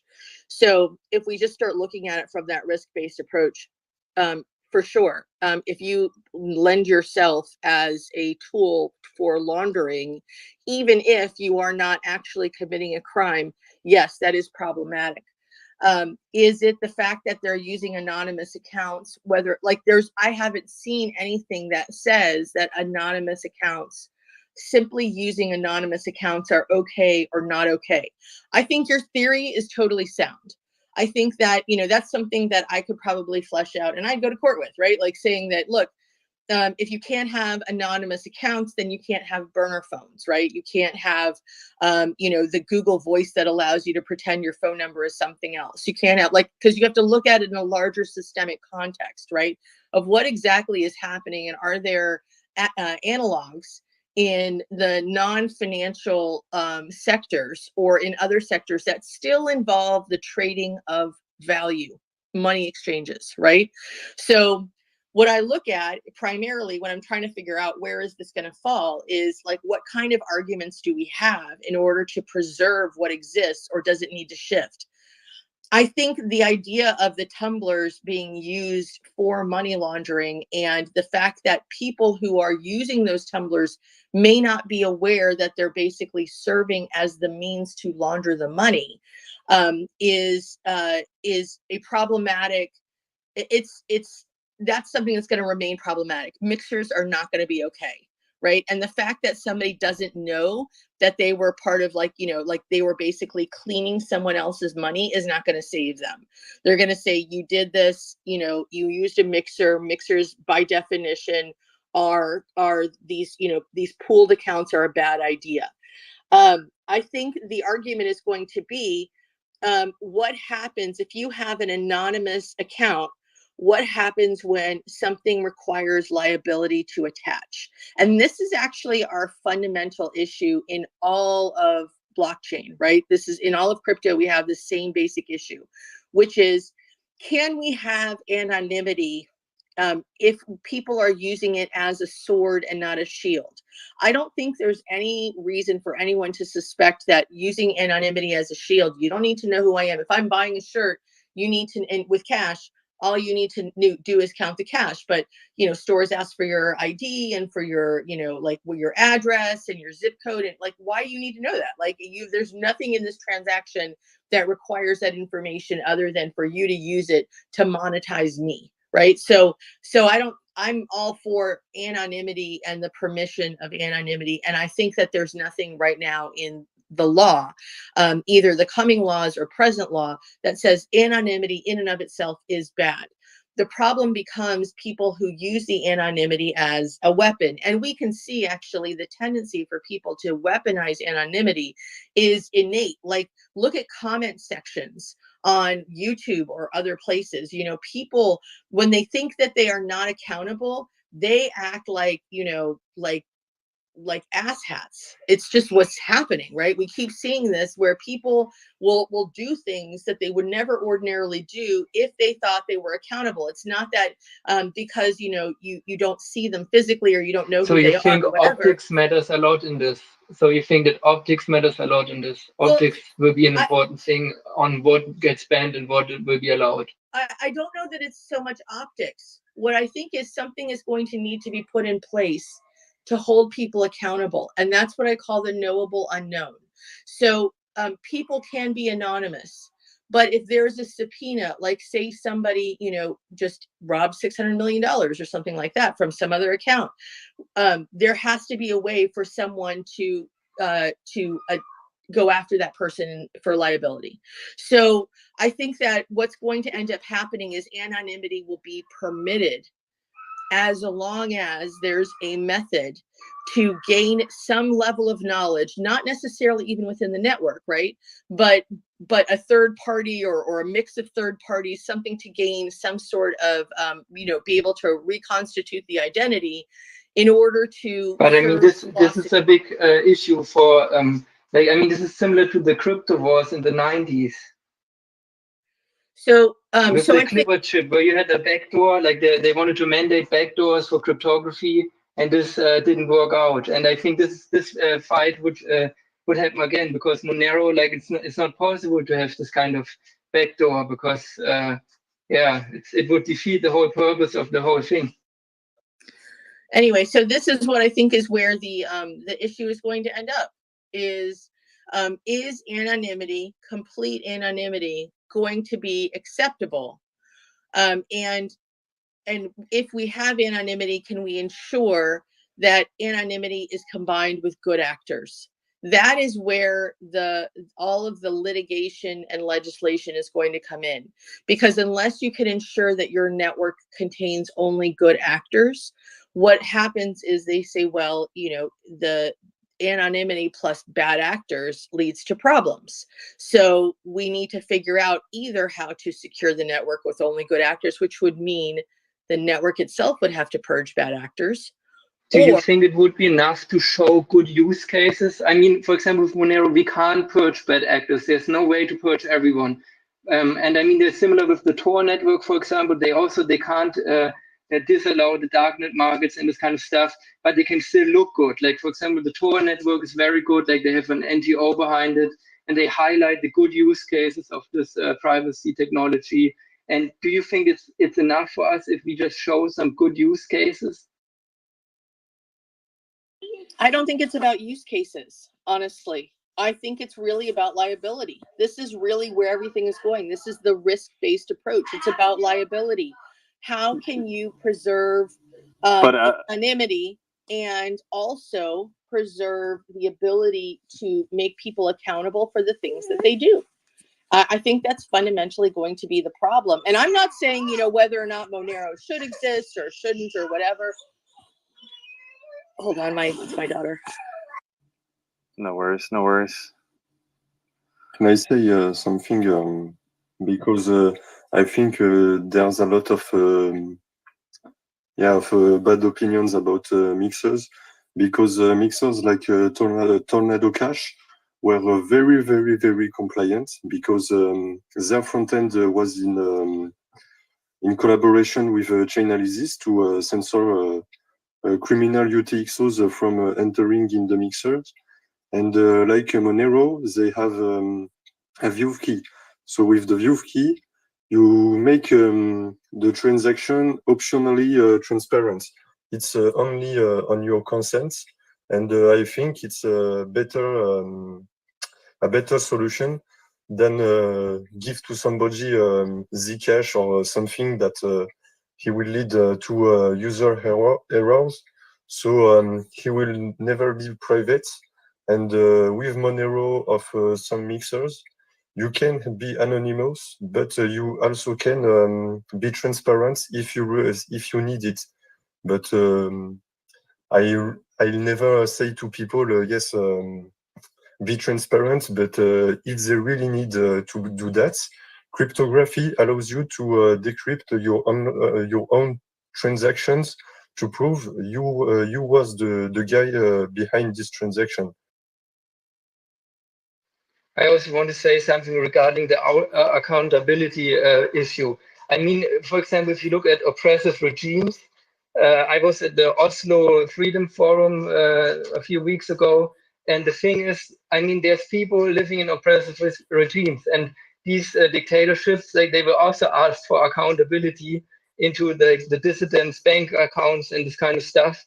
And of course, it would be bad for them if the government could look into this. So I mean, for sure, we think that, okay, in the Western world, maybe some people still think that the government is good.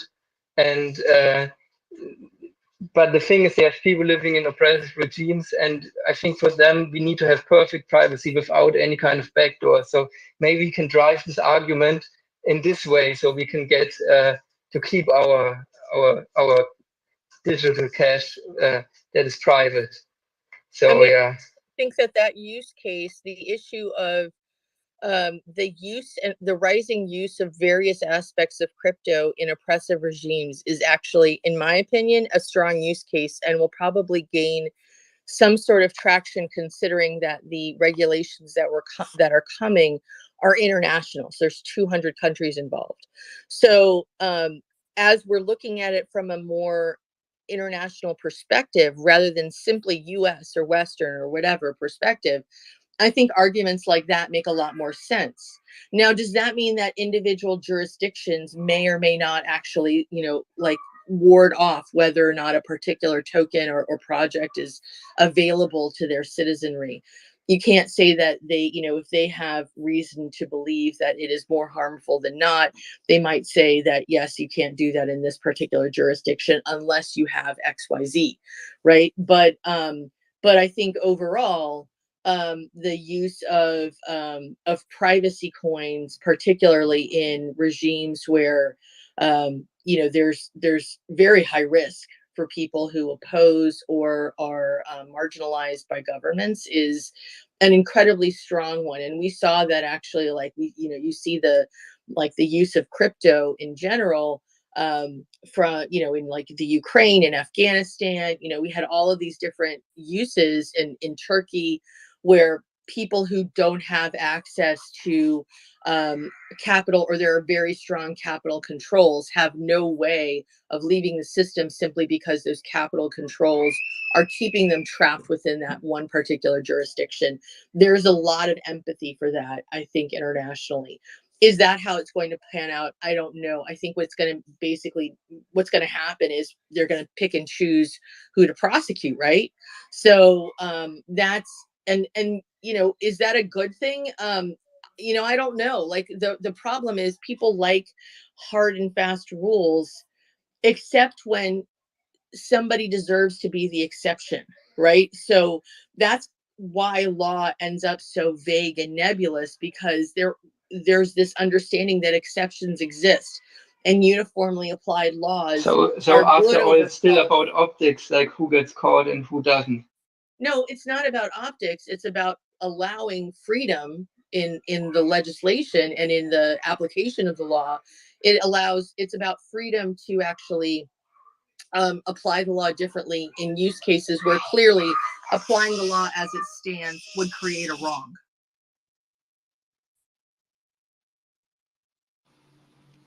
Alex, how does any of this differ from using traditional cash? Like, why would the rules be different for Monero versus traditional cash? And what on what grounds? Where are these? What are the legal grounds for treating this protocol, this open source, tool differently than something like cash or like gold? Why would it be treated differently? So gold is different because it is because the commodity, the locations and sizes of the commodity itself tends to be tracked, simply because there's other use cases in this one. Oh my gosh, hold on.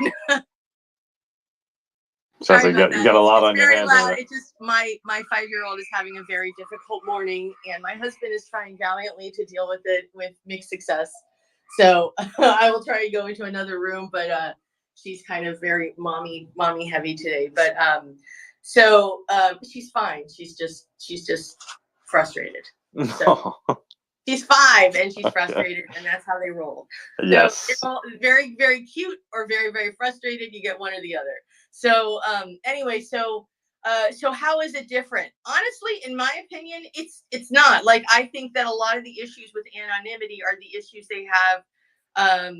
It's the reason cash is better is because it's cash, and it's there's a national interest in developing and maintaining, the power of the dollar and utility. And so they're not going to go after the use of cash as much as they're going to go after the transaction that resulted in a legal transfer of cash, right? So, I think a lot of this argument is pretty facetious. I think it's really, the idea that you have anonymous. I mean, there are not many anonymous accounts of cash, right? Where you can hold large cash. You can hold them under your bed, but for the most part, people don't do that. People put them in banks. And so at some level, there is a tracking of the amount of cash and the person, right? And that's one of the things that the IRS uses to figure out if there's tax evasion. With this, there's no hook to figure out if there's tax evasion. And you'd be surprised how much legislation is literally based on making sure that the government gets a piece. Which, of course, if that were really, the most important thing, they would not have so many tax cuts for the wealthy, but that's an entirely different issue. Personally, I don't think that there's a real argument there to say, is there anonymity? Is anonymity bad per se? No, we have lots and lots and lots of things showing that anonymity is not bad per se. Hold on a second. Jeez. Hold on. So there's lots of things saying that that anonymity is not bad per se. We have lots of evidence to say there's nothing wrong with it. There's lots of evidence to say that anonymous parties can and do engage in financial transactions, right? There's lots of evidence to say that, that parties engage in financial transactions without knowing the identity of one another, right? They don't have to be known even to each other. They can still engage in a financial transaction.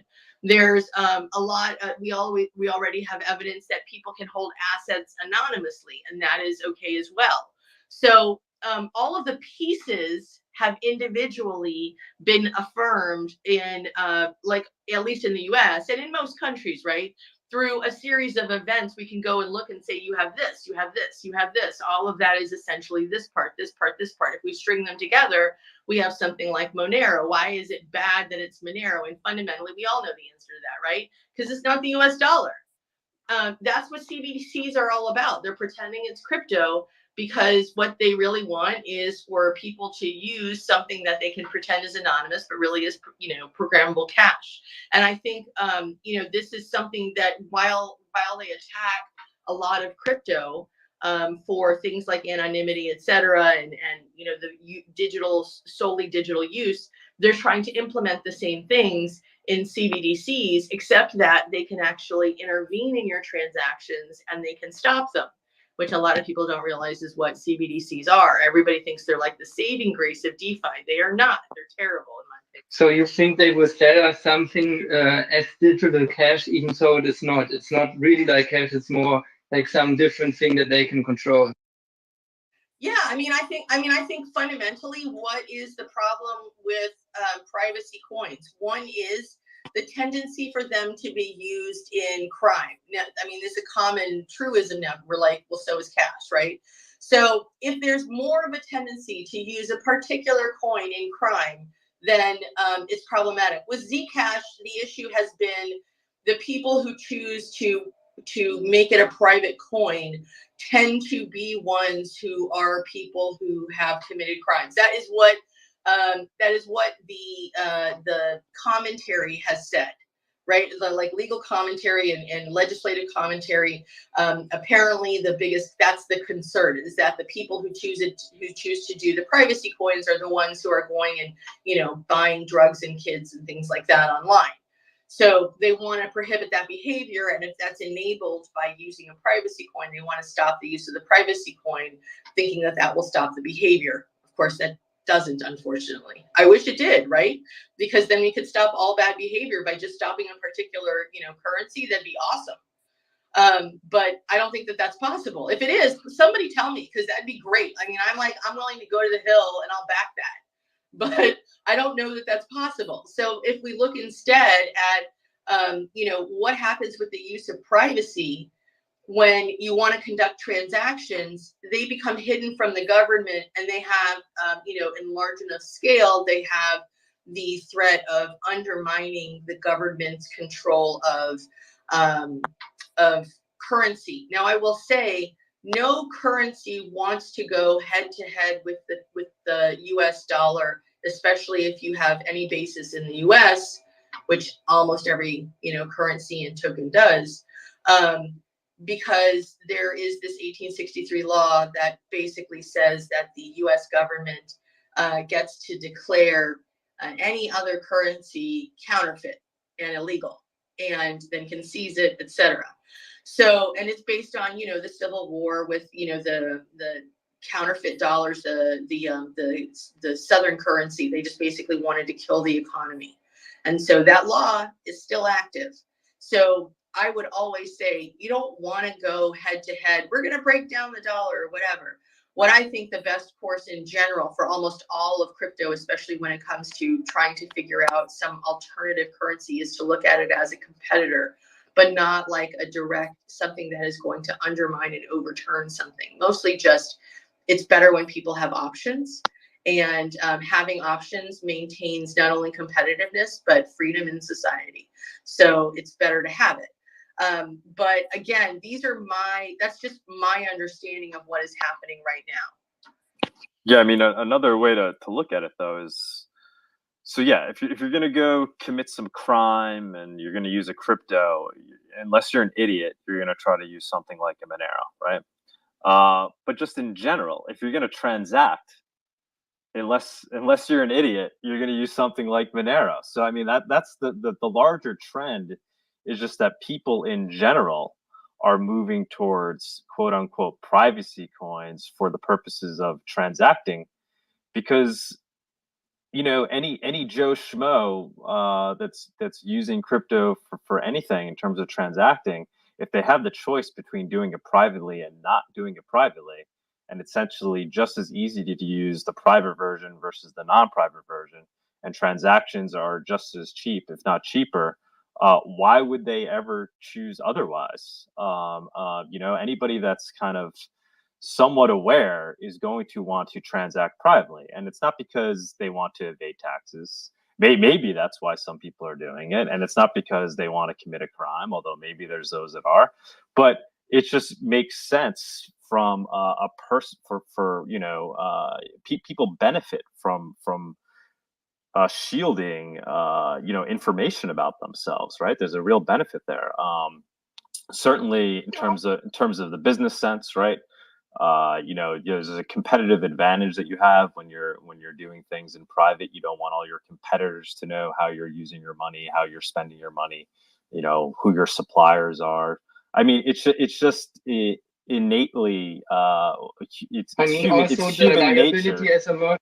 Yeah, like when you accept the money, you're not sure. Like if you accept Bitcoin, for example, you're not sure if maybe some of the coins went through a sanctioned address before, and then you try to put the money on Coinbase and exchange it to dollars to pay your supplier or whatever, and suddenly your Coinbase accounts get frozen, or the coins were mixed, and suddenly you have these kind of tainted coins that are worth less. So to avoid this kind of liability, and also like the risk that maybe they say, oh, maybe you are the money launderer here, you much better accept only something like Monero, because it means that you are free from this duty to investigate the transactions, because it's just like cash. So you don't need to check every dollar bill, like if it came from a cocaine dealer, or what the history of this dollar bill is. So this is also the thing that they wrote in this Brookings report about the CBDC. So yeah, just from a fungibility sense, right? There's less friction involved with transactions when they're all fungible and equally private, because there's no history attached. So there's no information that comes along with the transaction. So you don't have to go ahead and look at the history, because there's no history to look at. So I mean, Alex, what do you think of that? So like, because part of your argument was, governments are going to start to point to the fact that, if somebody's going to do something illegal, they're probably going to opt to start using a privacy coin. But maybe the counter argument is, if somebody's just going to transact, they're probably going to opt and start to choose a privacy coin once they become aware of these things, because it just makes sense for anybody transacting, if they have a choice, to use the quote unquote private or fungible version. Okay. Honestly, a lot of the arguments about why you would use, so the only argument really to use the dollar is it's accepted more places, right? That's the argument. And when that becomes the sole argument, the response is, okay, we should expand where people accept this. And then what happens? Then there's limited use for the dollar, right? So while I agree with what you're saying, right, that it makes financial sense, and it makes sense in terms of your ability to preserve privacy in transactions. It absolutely makes sense that you would use the cheaper option and or the more anonymous option, which is, I mean, the fact that it's the same option is it says something, right? But at the same time, presenting that argument, oh, I love you too. Presenting the argument in that manner is going to draw a lot of response from the government. And then we can respond, okay, we use this in oppressive regimes and help the people there, like for example in Afghanistan. Like maybe this is the best answer to this rebuttal from the government. This part really is about the optics that you had mentioned before, because why would somebody choose, like, if you were doing something that wasn't illegal, but you just didn't really care to either to like have a track record of it on your account, right? If you could use a credit card, but you decide you don't want to because you don't want it on the account, or you don't want to pay fees, or whatever reason, right? Cash is easier, so you use cash. And that makes sense because cash is cheaper in a lot of ways than using a credit card. Well, this is the next cash level, right? Where you say, okay, I would like to pay in cash, but I would like the cash that's cheaper for me to use. That is a bit easier. And, they don't really need to know anything about me. So I'm going to use the privacy one. The problem here is when you go from credit card to cash, you're talking about the same underlying fiat. When you're talking about something that's a competitor to fiat, and this is literally just, it really is just optics here, is wording it in the way of like, look, we're cheaper than money, and we allow privacy that not even cash does. So why would you not want to use it? We can't control that people who do illegal things are not going to use it, but we can't control that in cash either, right? We just try to track it. And the thing is, there's a physicality to cash that allows a certain amount of tracking that completely digital currency doesn't. So but also this lack of physicality for Monero is also maybe a good thing, because you can say, okay, this thing is very good for from a geopolitical standpoint for America, because it's in the American interest that dissidents in foreign oppressive regimes that are counter to what America wants, that these people can use Monero to defend themselves. Meanwhile, in America, probably it's still better to use cash because it's so much easier to use. Like it's instant zero confirmation transactions and no fees. So yeah. I mean, this is literally just about how to describe and defend it, not whether or not it's useful or anything like that. And that's what we're talking about right now. So just to clarify for people, this is not about, is Monero a good thing? Is it something that, should privacy coins exist, etc.? This is not that. I mean, it's they should, like, they're not fundamentally changing the nature of financial transactions or anything. What they are doing is preserving a level of privacy. And if you are doing something illegal and you're money laundering or whatever, you're just as accountable if you're using a privacy coin as if you were using something else, right? So you're not like non-accountable just because you're using a privacy coin. But the truth is, this is going to be the biggest argument that is faced against any government. And it's something I think that the entire community has to prepare for, because right now they're focused on stable coins because stable coins are the most likely competitor to any sort of fiat. We don't have a stable coin right now that actually is competitive with fiat. They're all going to break. And the timelines vary, but they're not designed like a currency, unfortunately. So fundamentally, we're looking at some point the government is going to figure that out, right? And they're going to look at the next competitors. And this is not like a government is evil kind of thing. This is just a look, they're protecting their interests. And did I hurt your little head? I'm so sorry. Okay. So fundamentally, they're just trying to protect their. I'm sorry, like I have a little kid who's getting over a cold, and so she's. We greatly appreciate you coming on. No, and, I appreciate taking away family time. she's getting ready to go to the farmer's market with Daddy, but so it's just kind of look, man, this is kind of how I come. She's been on lots and lots of podcasts of mine and other ones because this is just kind of what happens. And if you don't mind, I don't mind. But I don't. I mean, I have kids, so I totally get it. But Alex, it's kind of how you roll.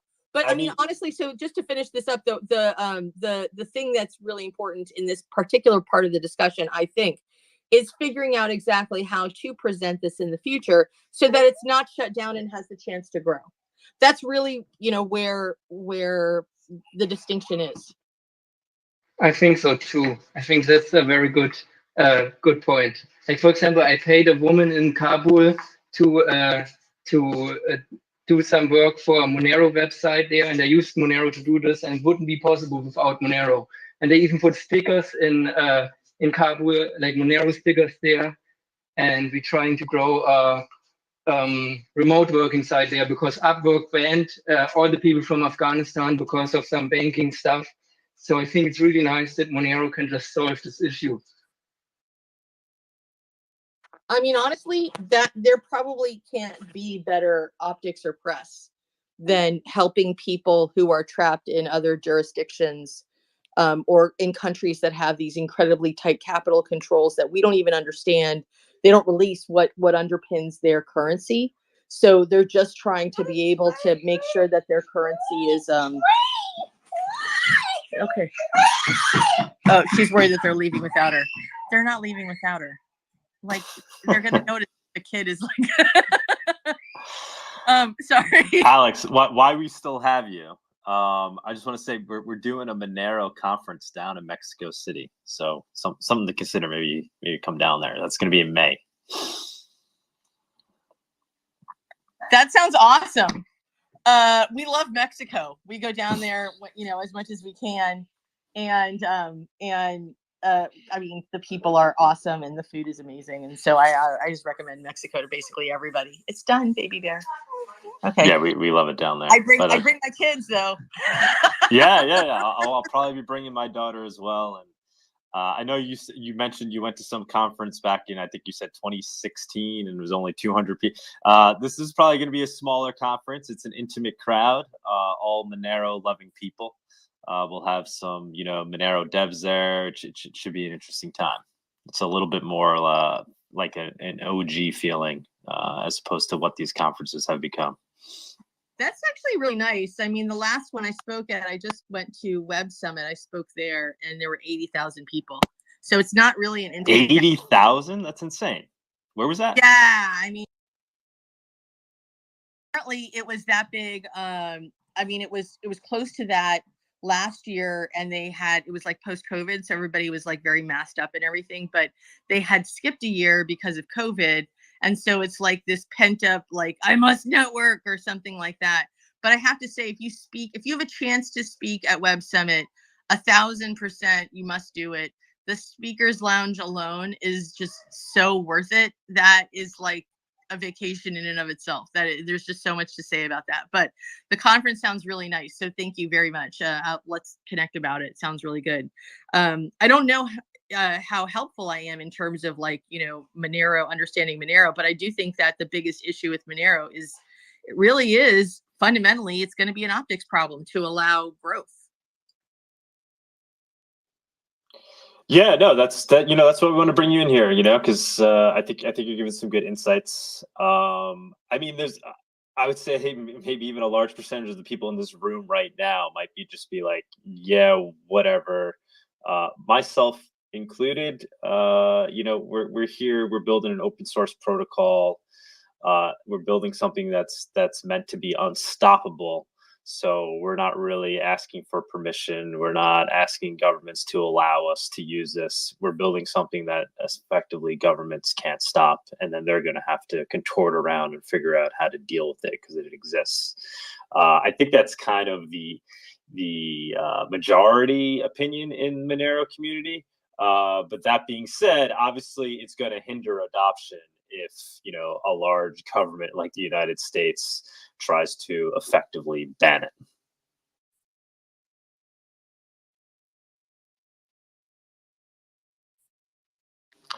Anybody else want to jump up? So we kind of went out of our normal schedule here. So we'll just keep going along these lines of allowing everybody to just participate like a normal space.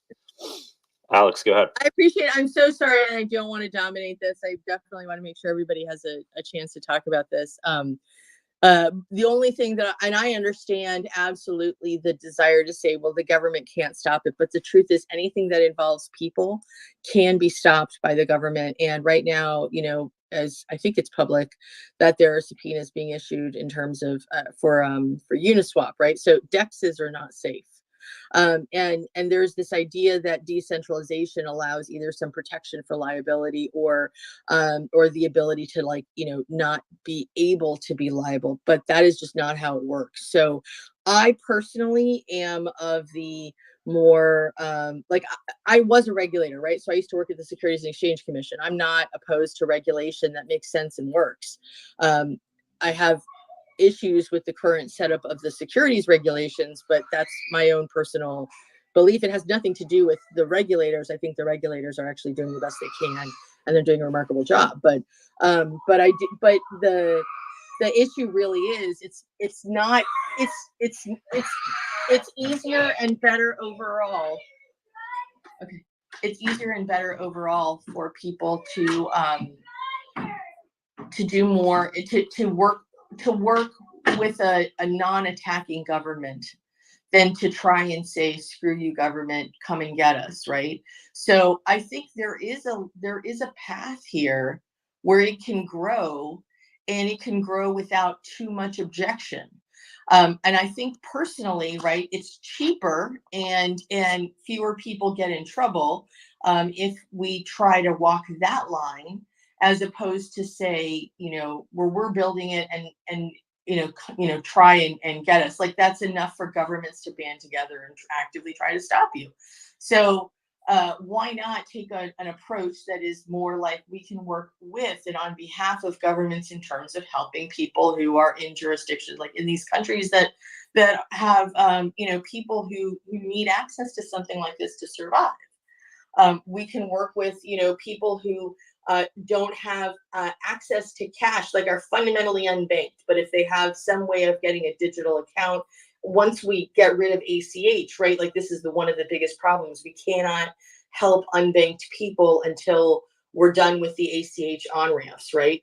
So, or at least we have something else in addition. But if you can do that, then you can say, okay, here's another thing that we can do that you guys aren't doing, but we can do. We can help this entire, like millions of people who are unbanked and cannot get help otherwise. In these ways, you carve out a space for yourself. And that is something that the government is actually used to sleeping on. This is exactly the approach of almost every large industry that has existed, where they don't come in and confront the government directly. They just say, hey, look, we're going to operate in this space.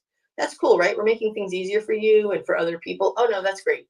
Well, we're going to move over into this space too. That's okay though, right? Like, it's just one more space. But, fundamentally, we think you guys are awesome, and we're just going to stick in this little lane. Okay, that's fine. And then the next thing you know, like, they're pervading everything. So that approach, and I just like history a lot. I think historically, we've seen that approach is incredibly powerful and a way for things to not only get built, but get built often with the assistance of the government. So, and then they're like, what the hell did we just do? but I mean, I think that that's something that we have to consider, right? This is an approach that I think not enough people are taking in this entire industry. And I think so too. I think this is like a very important thing. I also think that it's much easier, like practically, like when you try to onboard someone in America, for example, you go to them to talk to them, and the people maybe think like, oh, here comes Mr. Funny Money again, and they are maybe not as eager to listen to you, to say to your idea of like Monero and digital cash and whatnot.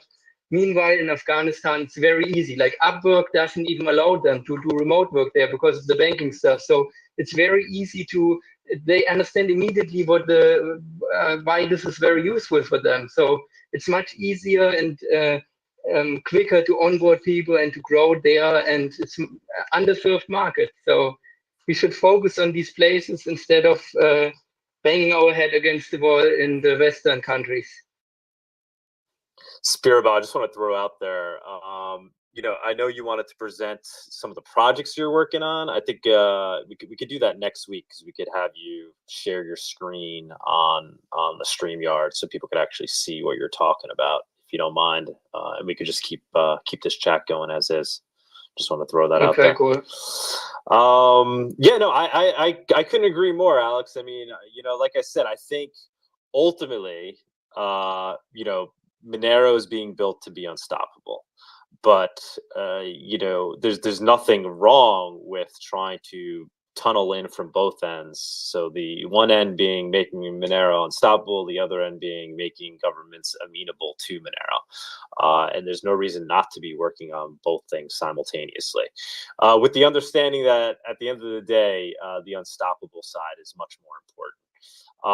But you know, I ran for Congress in 2020 for that very reason. It's literally why I did it. Like a madman, went out there, and it was all for the purpose of, you know, maybe being sitting in Congress when the conversation came up as to whether or not we need to ban Monero. So kind of saw the writing on the wall, and that's the direction we're moving. And I wanted somebody to be there to make the strong, you know, pro free speech arguments, code is speech.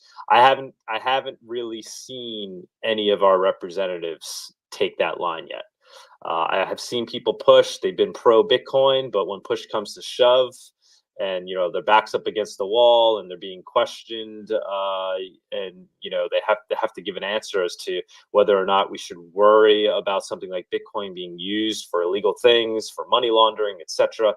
The answer is, well, don't worry, you know, actually it's perfectly traceable, and there's these, you know, large companies that are tracking and tracing all transactions. So if anything, it could help fight crime, as opposed to making the argument as to why it might be okay to have a utility that's pure digital cash, and why that's ultimately good for open and free societies. I haven't really heard any of our representatives make the pro America argument as to why a technology like Monero actually aligns with the ideals of free and open societies. So, I mean, I totally agree with you, and I think we need to work on it from both ends.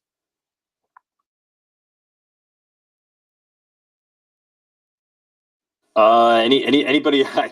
She might be dealing with her kids over there right now. Oh, I see Jonathan requesting. I'll add as speaker. So yeah, I mean, I agree. I was just looking at some of the comments. Did she say that all stablecoins are going to zero? Yes, I did. I did say that. It was asked by a publisher to write a book on DeFi. I am about 2/3 of the way through it. That's actually my schedule for today is right. I've got to finish working on that thing. But I did finish the chapter on stablecoins. I identified about 7 different types and examples of how they work and what they are. And yep, fundamentally, if you look at history is such a good teacher for anything dealing with finance, particularly because human behavior fundamentally hasn't changed much. If we look at the way things have been designed, we can see what's worked and what hasn't. And it's really important in blockchain in general for us to do that, because we can't pivot really. So the more we know about how decisions have worked out, the good and the bad, so we can promote the good and then maybe build guardrails against the bad, the better, right? I mean, there's no reason for us to continually be surprised by the same outcome over and over again, simply because we were not the ones that made the original error, where we just are recreating it over and over again. It's much easier to actually look at this. And I will say, fundamentally, if you look at stablecoins, none of them even have a team to understand the depths of what has to be created with a stablecoin. It is a very complex structure, and it's usually, you know, a couple of devs that are like, let's do it this way, but they really do not understand how these work. Anybody who is surprised by Terra Luna, they're right there. Right there is the problem. Like, honestly, if you follow me, you would have not gotten into like any of the scams of the last few years, like Celsius, Voyager, BlockFi, or any of the problems like legal problems that involved FTX. There was like, God, there's so many that have happened. Terra Luna, but I talk about all of them and why they're not going to work. And people say, "Oh, that's incredible. It's stupid. What do you know?" And it's like, honestly, I know economics, so I know that fundamentally doesn't work, and I know a bit about human nature and the fact that people invested money. You know, like in Three Arrows, they said that they had not accounted for the fact that Luna could go to zero. What in human nature makes anybody think that if something is tanking, that the inclination is not going to be to escape it rather than to spend more resources to shore it up, especially if it's not yours? That's exactly what happened. When something tanked, they were like, yeah, I'm out, instead of saying, oh no, let's all invest here and build this thing back up. That is just not how people work. Anchor, you know, obviously a fraud as well. Like, there's just a lot of things in here that I don't think are surprising once you have enough information to really look at the outcomes. Like anything pegged. Pegged economies have been around for at least 1,000 years. We've had pegged economies in one form or another, and they've all broken. And it is generally what is considered the worst day of anyone's life, right? But pegged economies always break. It is impossible to be essentially a skateboarder tied with string to a Mack truck that is driving on the freeway, on the on-ramp, etc. You can maybe hang on, but then eventually it goes up to speed, and it doesn't care that you're skateboarding and attached to the truck. You will die. You're going to make a mistake or something's going to happen. There's just, you can't maintain the same speed on a skateboard. The wheels don't even work the same way. Like, friction alone is going to kill you. So there's just these two things cannot work in tandem, especially when one of the parties is has zero interest in making sure that the other party is safely tagging along. And you see that with what happened with El Salvador and the US, which was actually using the US dollar, but they were impacted by decisions that were made by the US Fed for the US people, like for its own citizenry. If anybody else got impacted, it was not their problem. So anyway, there's a lot of these. I can go through this. It's probably boring for people in this particular group, but I do want to say, yes, it's true, because none of these have been designed correctly, but it doesn't mean that they will break today or tomorrow. And while the likelihood that they're going to zero is like pretty much 100%, the likelihood that they'll go to zero while you're using it is minimal. That's why people still use them. But if you are one of those people where you are using it while it's going to zero, it sucks. It sucks, but it destroys your financial position. It makes all of your impermanent loss permanent. It's tough, right? So you have to be cautious, knowing that everything you do has to be very short term, and to the extent that you've got a way out while the transaction is going on, if you're doing a lockup or something like that, you need to know and exercise it. Awesome. So you said you worked at the SEC? Yeah, you didn't know? I'm sorry, I thought you knew that. Yeah, I do. I did. So what's kind of your overview of the securities arguments? Which cryptos are securities, which ones aren't?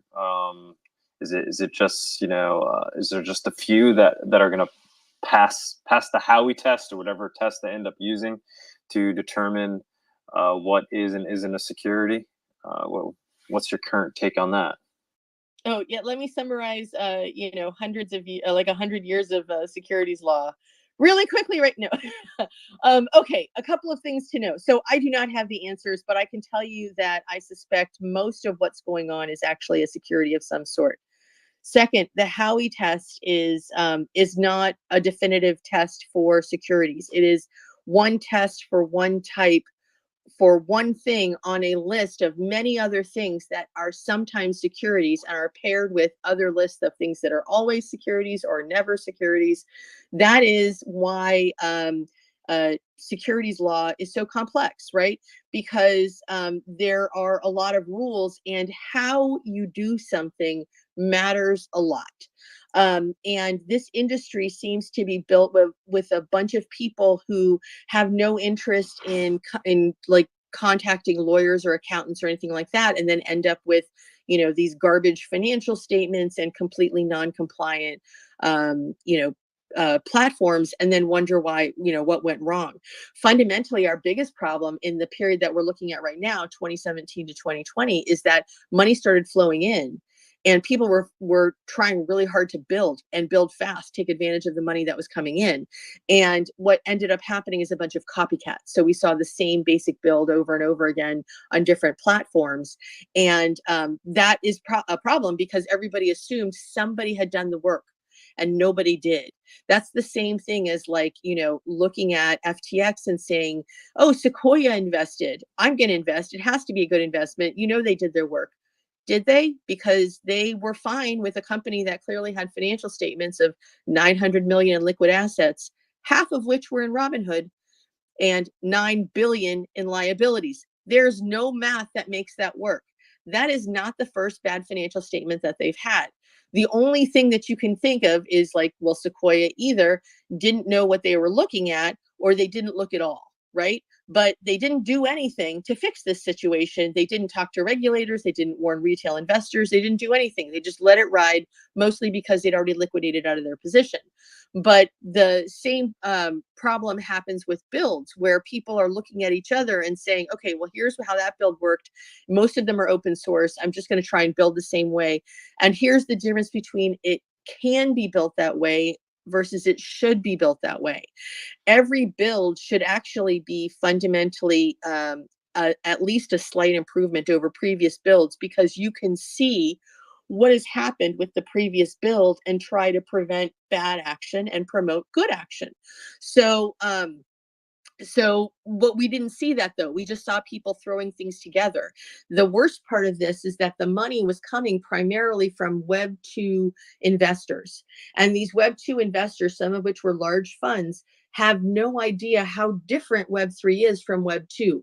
They were forcing Web 3 to somehow do a build in the same manner and time period that a Web 2 build would be built, and it doesn't work that way here. It's not even comparable in that respect. Like, our pre-build period is the longest because we have to think of all the things that could go wrong and how to work around them, because, again, not pivoting makes things very different. So I see and have seen these Web 2 people basically asking questions that are absolutely irrelevant.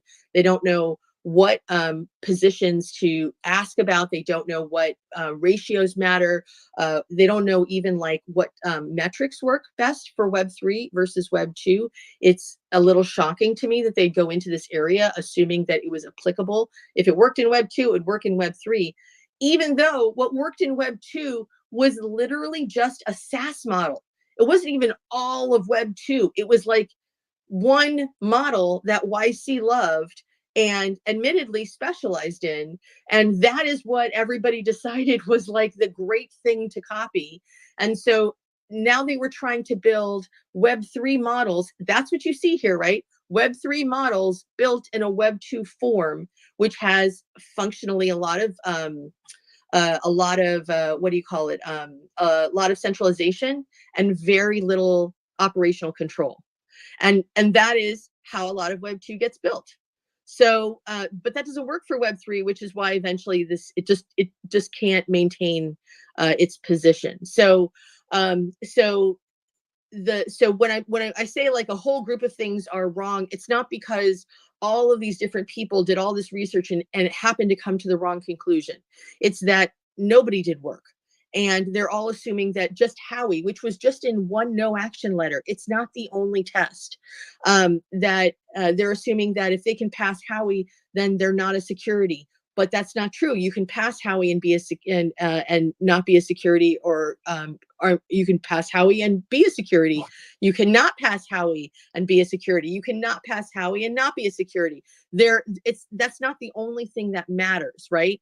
The other thing is that they're making mistakes over and over again. So we see the same mistakes that are structural or regulatory that happen over and over again. So if we're not actually, it's not saying like all of these things are wrong. It's saying that the same error is repeated over and over, and that is going to be fundamentally a massive problem. Now, that doesn't mean that the securities laws are great. Actually, they're so broken. They're fundamentally broken, and they broke in 1996. The rules are designed around basically one set of actors that are regulated and responsible under fiduciary obligation. These are broker dealers. Everything in the rules fundamentally goes back to these broker dealers, who are these intermediaries who provided a lot of information for a lot of cost, and mitigated the access between in retail investors and marketplaces, right? So you had these broker dealers. They haven't been in any position of power since 1996, when Glass-Steagall broke. And what has happened since then? The rules haven't changed fundamentally, but the role of broker dealers has diminished progressively over time. We now have entire marketplaces that don't have any broker dealers at all. But the rules don't make sense because they're based on having this particular system in place that doesn't exist. So they're broken, but it's not like they're broken for Web 3. They're broken for Web 2 also. They're just broken, right? They're based on a system that doesn't exist anymore. So I don't think it's like, oh, they hate Web 3 and they don't understand how it works. Even if I think more of them understand than you think, but not that many. But even if they understand how it works, they're tied in what they can do, because these rules are based on an antiquated system that doesn't function anymore. That is a huge problem.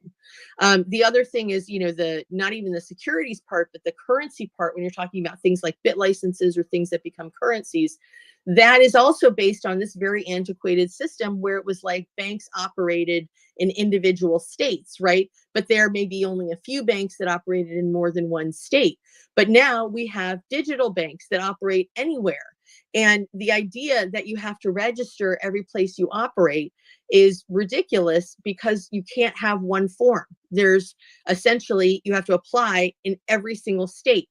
That makes no sense whatsoever, right? But that's also a system that's based entirely on an antiquated model that is no longer prevalent. There are very few banks that only have, a very, very small footprint. And I think really the only one left is the one that FTX bought that has like 3 employees. But for the most part, most banks are working to expand their footprint, not contract it. And as a result, this system is incredibly limiting for reasons that were never intended. That is my rant on regulation. Damn. Wow. Okay. Wow. That was amazing. I could see why you're getting so popular in these spaces. You're bringing a lot of knowledge. Really, really good stuff. So can I ask you in short though, what do you think? Do you think Bitcoin's a security, Ethereum, Monero? Just looking at those three, and through the lens of what you know to date, and how you think governments may come down on, or the U.S. government may come down on this. I mean, I think so Bitcoin already said, it's a commodity. Ethereum, I think that's going to be a tough one, honestly. I think that they're going to reevaluate, to be honest. I'm not looking forward to it, but I think that one, there's enough people who are questioning whether or not Ethereum should have been considered not a security. But what do you see as being the Achilles heel there for Ethereum? Is it that the proof of stake? Is it the way it was launched? Where basically they pre-sold Ethereum with an expectation of a profit. What do you see as being the Achilles heel for Ethereum? A bit more because it's like an incubator for a bunch of securities that are claiming not to be securities. So, I think, yes, the pre-sale was a problem. I'm actually surprised that EOS wasn't, hasn't already been taken down for that reason. I know they faced a fine and that was it. But for this one, the manner of sale and the manner of sale is problematic. They didn't really discuss it. For Bitcoin, it was mostly distributed among developers, right? And miners. It was kind of like, miners would create it, but whatever existed to be able to make it function, it was distributed among people who were actually working in the system. For Ethereum, it was a lot of it, and as I maybe this is incorrect, but a lot of it rested entirely with Vitalik. And it was, and I think there were two other people that had gigantic chunks of it. And they retained it, right? So it wasn't like it was supposed to circulate in the system. They retained it specifically because they thought that it would increase in value, right? So the issuers looked like they actually were retaining it so that it would increase in value. The thing that saves it, in my opinion, is that Ethereum has a fundamental flaw that a lot of the tokens have. And this is not a like, oh, this is terrible Ethereum. Like I'm a supporter of all chains. But ETH has its token doing too many things, and they didn't realize that was not going to promote its use. It was going to impede it. So Ethereum has a token that serves as a governance token and a security and a transactional token, and each of those has its own set of interests and groups of people that would like for its value to either increase or decrease. And the problem is whenever it increases in value in one area, it comes at the expense of the other two areas. So there's, if it increases as a security, yay, all the people who are holding it as a security are excited. But then all the people who want to use it as a transactional token are like, well, this sucks. It's too expensive, right? So the price goes down so more transactions can happen. And then the people who hold it as a security are like, well, that sucks, right? So the bad part of that is that it's not well designed. The good part of that is that it maintains the price within a particular range. And we've seen that it kind of just buffers up and down. And, it goes in the lower part of the range when the market is low and upper part of the range when the market is good. But fundamentally, it has a ceiling and a floor. And to that extent, it can't really be a security as it exists right now, other than the fact that it is used as a primary tool for things that clearly are securities. So I think when they evaluated it, they did not consider the fact that there are too many purposes on the token. Because, I mean, if you look at it, literally only Germany has money that doesn't have too many jobs. Even American money, like our dollar has too many jobs. It has two jobs, not one job. Money should have one job. So they didn't really consider that was something that would actually limit its ability to grow as a security. And so its investment status was always going to be functionally limited. I think that's what saves it. But it's still problematic in how it has become used as basically an unfettered base for a bunch of securities that are essentially built in Ethereum tokens, in ERC tokens. So I think that there's some problem there. Do I think that they're going to do an analysis that's very detailed and look at it in that way, that essentially Ethereum functions as a promoter for all of these other securities? I don't know. To be honest, I know that a lot of the rules have been changing. Influencer status is getting modified. Could Ethereum get caught up in that? Definitely, it could get caught up in that. So that one I think is a little bit more questionable. For Monero, I mean, I don't think anybody has I would have to look at the language at launch. I didn't see it. But for the most part, I think it would be Monero was anonymously, very similar to Bitcoin in the way it was started. Anonymous group of hackers, the launch of a white paper. Yeah, I mean, it has a single purpose, right? People are not using it hoping that it's going to go up in value. I don't think, right? People are using it as an anonymous transactional token, and that is a very different thing than using something where people want to purchase it in order for it to increase in value so that they can sell it and make a profit off of that differential. So I like a lot of it is the way that it is offered, like who it's offered to, how they describe the offer, and then once it's actually purchased, what are people purchasing it for? What are they doing with it? Are they sitting on hordes of it hoping that it'll go up? Are they sitting on hordes of it because that's their income, like that's just their asset base? Are they sitting on it because they just haven't spent it yet? So that all of that stuff goes into it. I don't know that I'd consider either Zcash or Monero necessarily. I don't think that's even. How about Zcash's dev tax though? Is that potentially problematic? So there's this group of devs that are clearly profiting from the growth of Zcash, and they get a percentage of the mining rewards. So mining is a whole different issue that has already been pretty well evaluated in terms of whether or not it is a security. So, but I'm saying not just mining, where a percentage of the mining rewards is going to a group of people that are benefiting from the growth of the project. But we're already seeing like an exclusion. What Treasury said after the infrastructure bill was passed.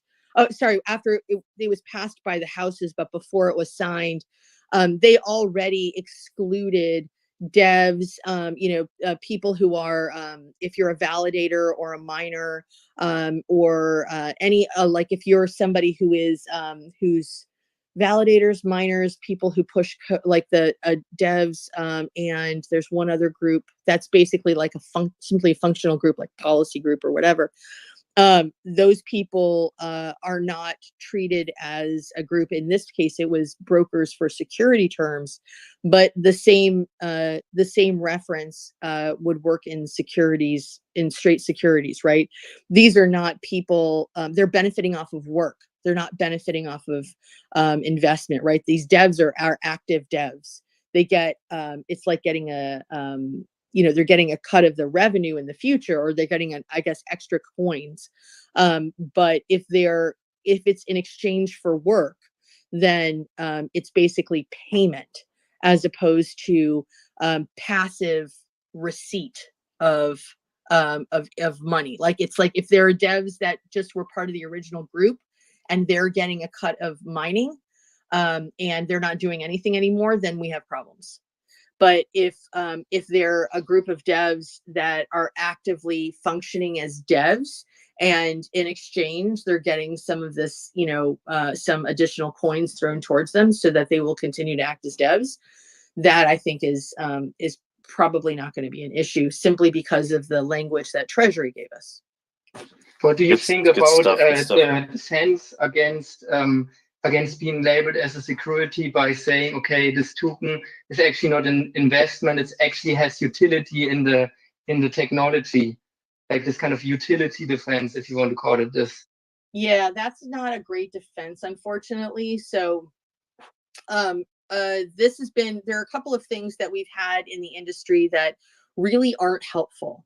One is utility, and the other is decentralization. Utility matters when it is the reason people purchase. Like from the outset, it's basically, this is a tool to do this, and there's no incentive for it to increase in value over time, right? When you have something that has both utility and is increasing in value, you have some problems, right? You have some issues of whether or not, are people purchasing it primarily for its utility? Are they purchasing it for the value? And here is where we take that Jay Clayton argument, which is the book club, where what he said is, if you are paying for a membership to a book club, that's not a security. But if you're paying for a membership to a book club where the books aren't written, there are no publishers, there's no library, there's no way to read the books, then that's bad. So this is where is the utility functional at the time that it's purchased starts to become a bit more important. And that is, we just have to keep these distinctions clear so that, it's not that, does it have utility at any time? That's not the question. The question is, why are people buying it? And what are they anticipating from it? So, so that is, it can help, but it isn't necessarily definitive. The second thing is the decentralization argument, before anyone brings it up. That was actually given by Hinman, who was not a commissioner, by the way. He was the director of Corp Fin, which is the division I worked in.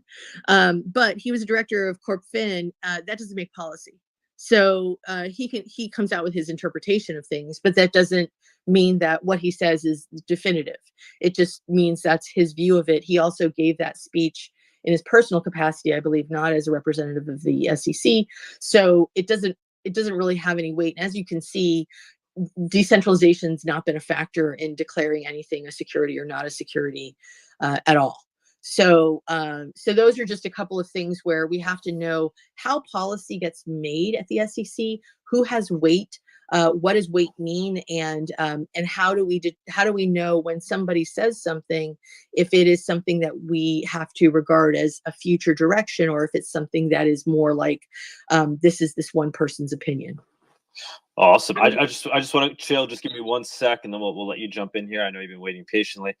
I think so. We have over like 120 people in the room right now, so just want to quickly take advantage of that. So, guys, we run this show weekly. We traditionally been doing it on YouTube, and now we're casting it on Twitter Spaces at the same time, which has been quite successful. So every Saturday morning at 11 a.m. So you can follow Monerotopia or follow me, and you can join this show.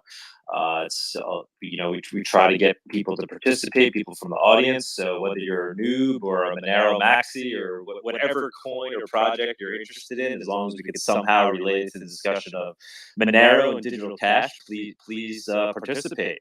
And I want to also mention we're doing a conference. There's going to be a Monero conference in Mexico City in May. We call it Monerotopia, named after the show. We did one last year in Miami. It was a great success.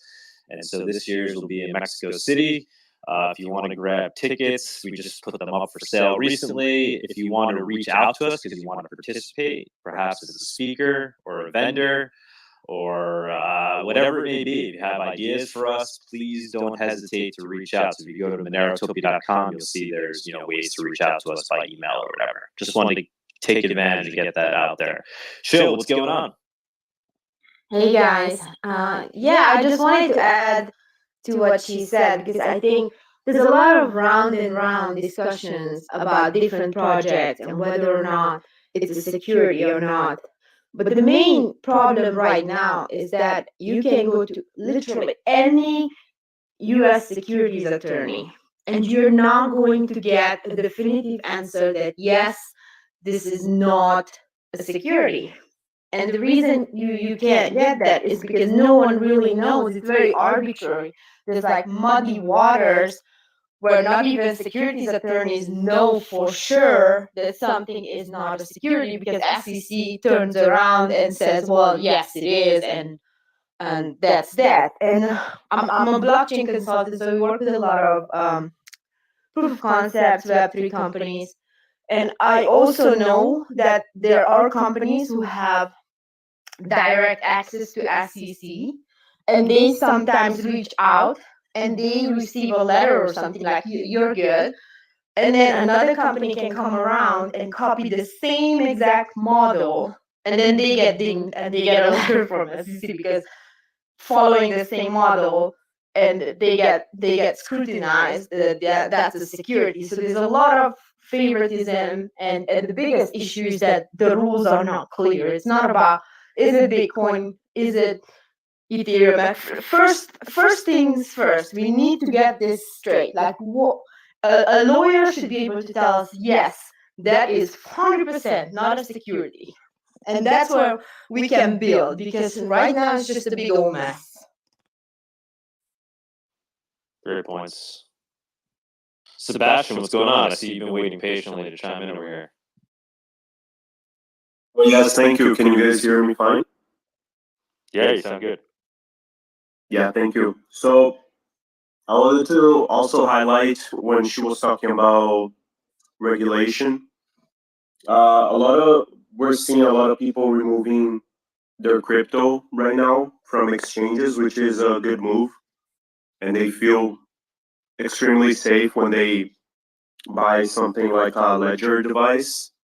But what you have to keep in mind, like technically you're safer from hackers, but one day regulation is gonna come knocking on ledger's doors in France, and they might not have our, private keys, mnemonic phrases, but they have the public keys.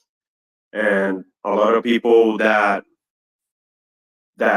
didn't properly, how do you say, claim their gains, they might get in trouble. So once one government does that, a bunch of other governments are gonna do that too.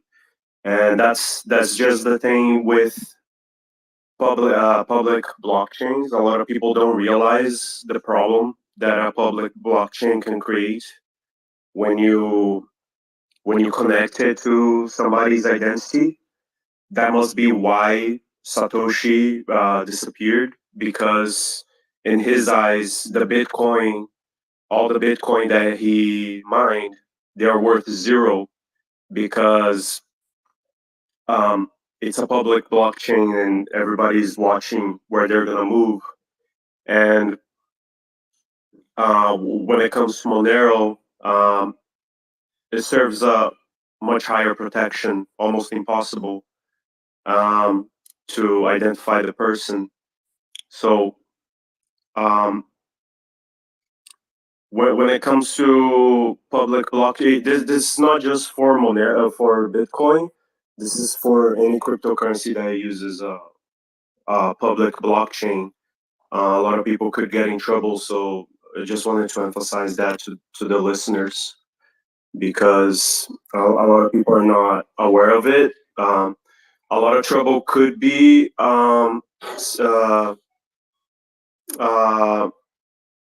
avoided if people had read Satoshi's white paper, the privacy section especially. It's the easiest part to understand. Basically, what he proposes is to have a public blockchain, but cut off the connection to somebody's identity.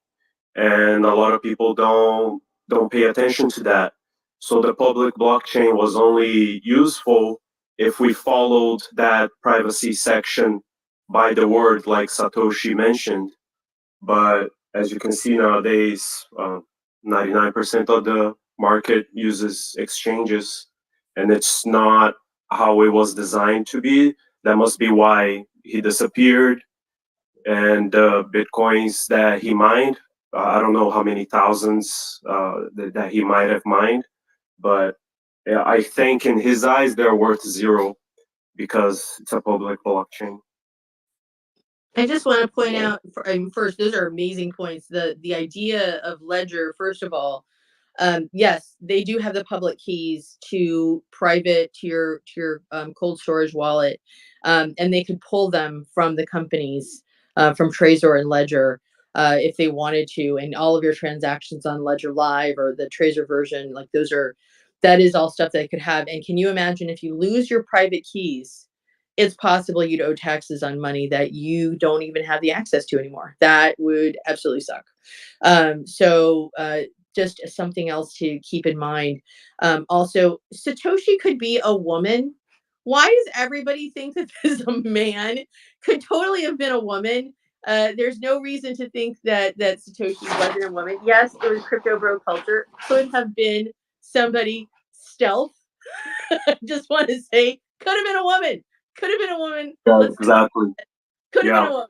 I could have said he, she, or they. Yeah, but I've seen some documentaries talking like where they go over and study the way Satoshi used to write, and it's his writing is very consistent to what a man would write. But I think you're right. We shouldn't say he we should probably say they, because we don't know if it's one person or multiple people. For sure.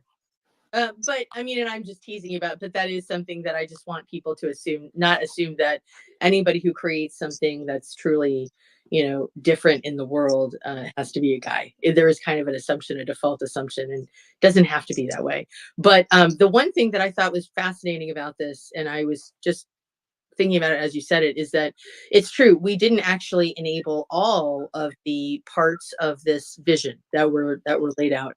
And this often happens. Like the US economy is based on a series of documents and actions, primarily by Alexander Hamilton, and it wasn't enacted in full. And it's the same thing also with the UN and we have a lot of entities that are half done.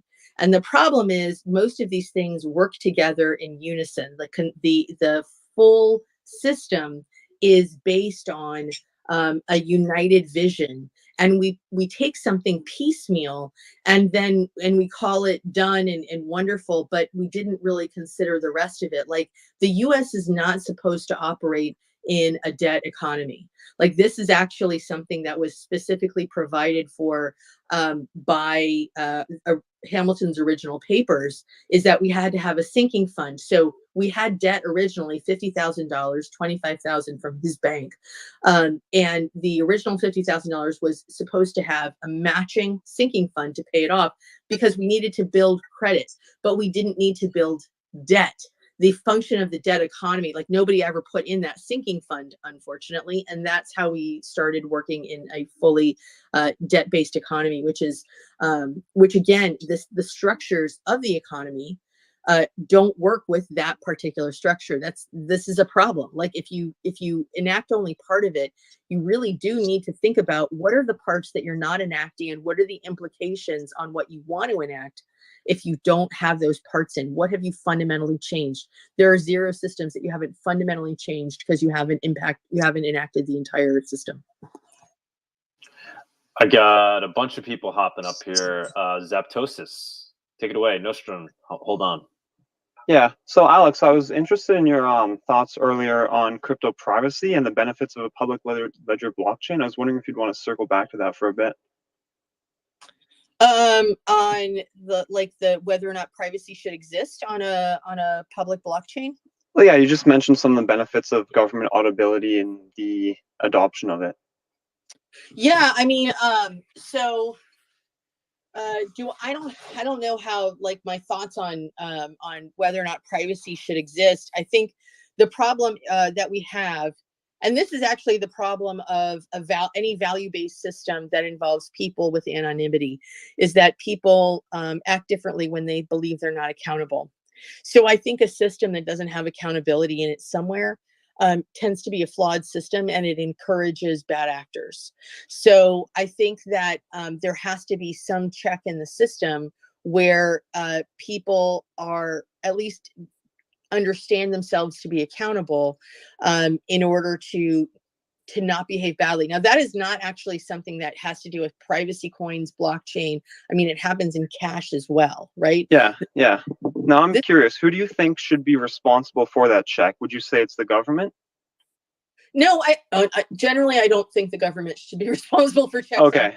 What I think should happen, I mean, honestly, this is something that is fundamentally impossible.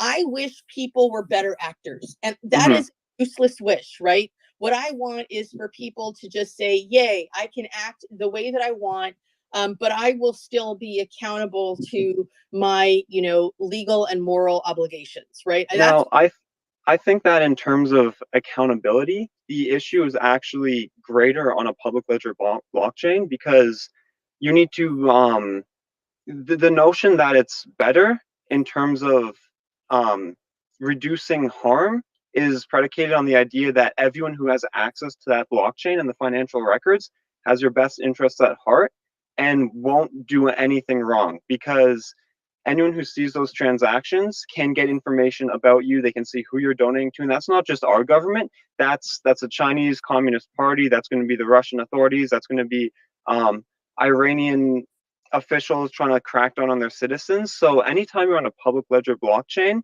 you are entirely dependent on the trust of everyone within that system. And that's where I see the big flaw is.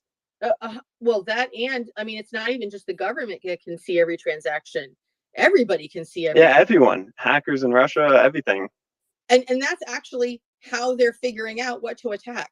So, you know, they wait and see, like there's ones that have backdoors that were installed by bad actors, and they wait until, you know, the application fills with money. And so they're watching the transactions happen. So yes, all bad actors, whether they're in the government or not, you know, are able to see your transactions. And if we had only private ledger systems, actually, you know what? Truthfully, private ledger systems would help in terms of being able to stop. I mean, you could actually have a zero. You could have a zero cost system. Why do we have something that has a transaction fee that has to be anything over zero? Because of spam and things like that, right? The ability to use the transactional channels to create unwanted transactions that have nothing, that have no value involved. So we have to make it have some cost in order to have that system continue. But if there was no ability to do that, then we could have free transaction costs theoretically, right? So that might be another benefit actually of a set of purely private transactions. The issue really is, okay, for if everybody is able to conduct purely private transactions, can we trust that the big risk is that they do not contribute their fair share to maintaining the society in which they live, which is usually taxes, right? So can we trust that people will pay their taxes? And if they don't, is there a way for that issue to be forced, or will people just then have no taxes that are paid on? Yeah. Although, could you then not move to like a VAT system where the taxes are taken out prior to it moving into the system? Do you know what I mean? Like there's basically yeah. I think the issue is the complexity involved in making these systems, because then how do you program in who is the beneficiary of a blockchain-wide tax on a decentralized system? And these are issues that are going to be very difficult to solve without a degree of control, which reduces the value of blockchain. And I think in terms of privacy, there are a lot of issues that come with being absolutely private. I don't deny that. There are people I know people who've been scammed in crypto. And, you know, even with other cryptos, it's private enough that it's difficult to find them. But I think Churchill put it best about democracy on his quote, that it has been said that democracy is the worst form of government except all the others that have been tried.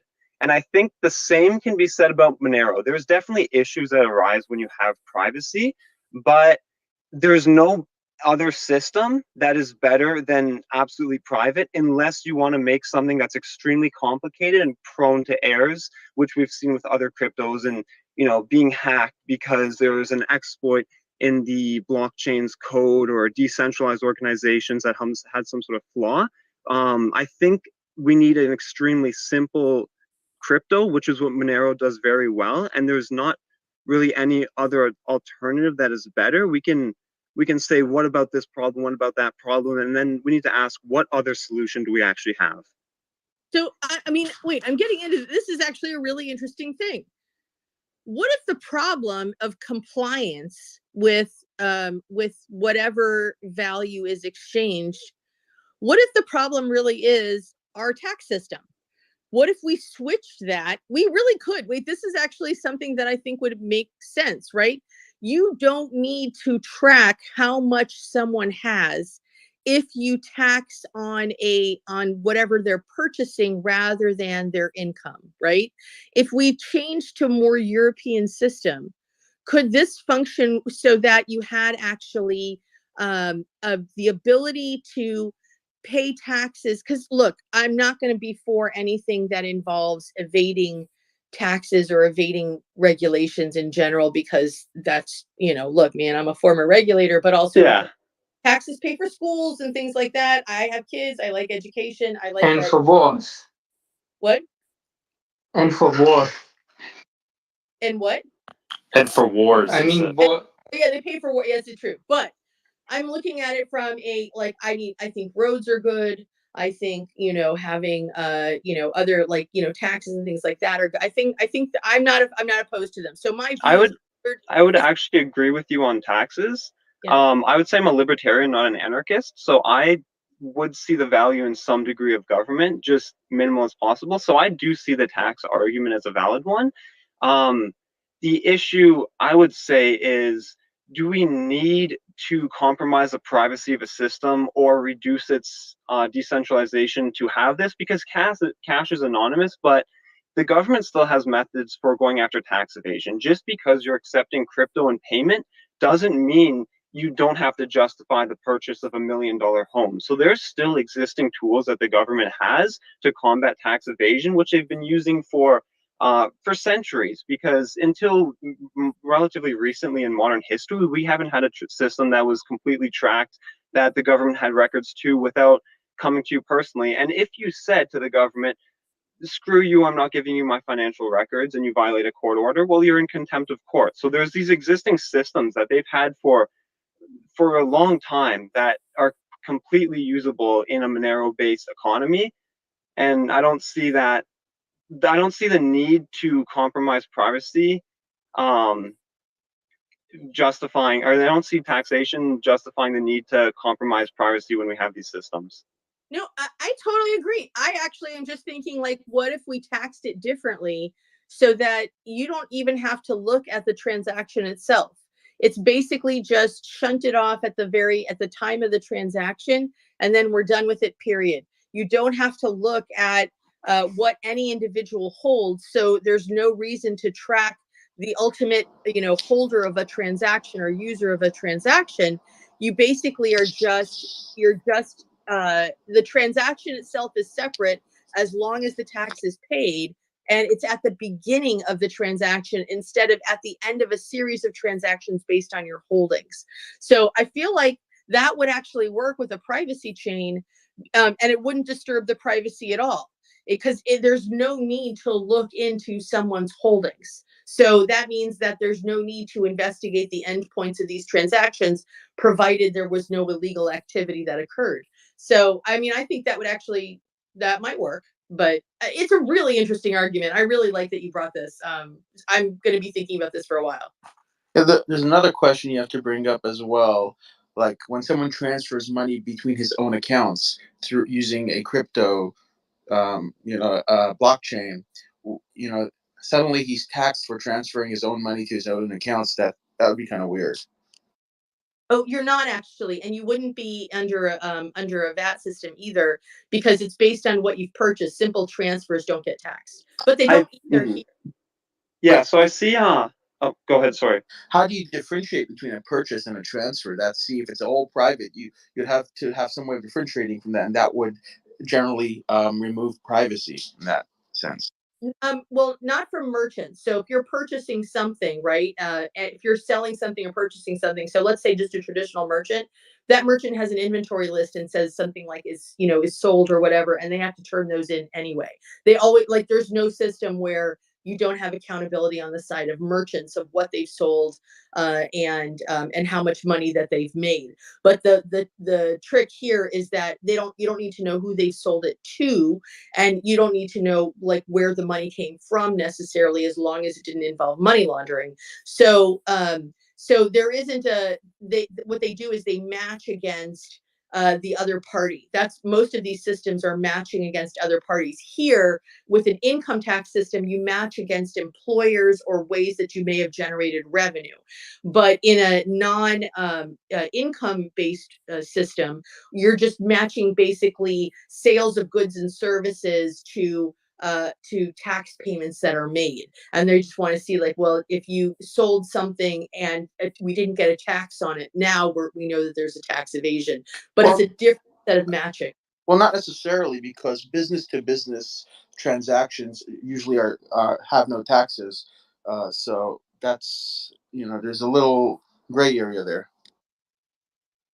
Business to business transactions have no Yeah, if taxes. I'm a business, I'm not an end user. Let's say I'm a business, I'm selling something to another business, which is then going to sell something to an end user. When I sold something to that other business, I didn't charge them any tax, and they didn't pay me any tax. But when they sell it to the end user, they're going to be charging the end user a tax and paying that to, to whichever entity they're supposed to. Well, then probably wallets would have to be identified if they were wholesalers, although wholesalers do tend to pay tax, but a lower tax. Alex, I see the merit, and I agree with you. There's merit in a consumption-based tax model. The issue is the complexity needed to do this on a decentralized blockchain. So there's the issue: who does the tax go to? How does the government make an account without having control over other users? Now, how do you identify businesses to business transactions? Now you need some way to monitor these transactions, and then how do you there's so many systems that go into place that would compromise the privacy. And then additionally, the amount you pay in taxes, that would have to be some sort of public record, which would mean that your transaction amount is now also visible on the blockchain. So to have all these systems, you'd be creating something very, very complicated that also compromises privacy. Because to say there's going to be a tax based on the purchase amount, so it's going to be a sales tax of 15%, that means they need to know 15% of what. So we now need to make transaction amounts public. We need to identify business accounts versus consumer accounts. And what's just stopping everyone from making? I'm going to say I'm a business account. I'm going to make a business crypto wallet.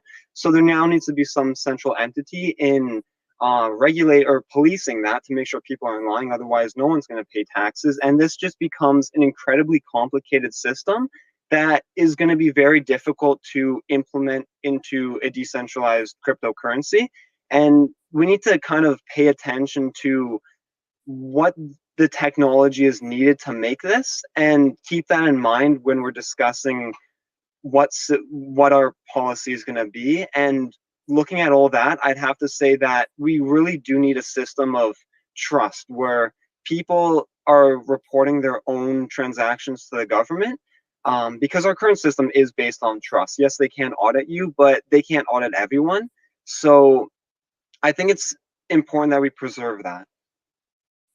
So who thought that this was going to be a tax discussion today? That's so funny. I love it. I think it's awesome. But who thought they were going to get into a Monero room and talk about taxes? It's Monero. It's Monero. All roads lead to taxes in Monero. That is true. I mean, I still think that there's a way to basically, you could do something like have a different type of wallet for particular businesses to identify themselves, but that doesn't have to be your only wallet, right?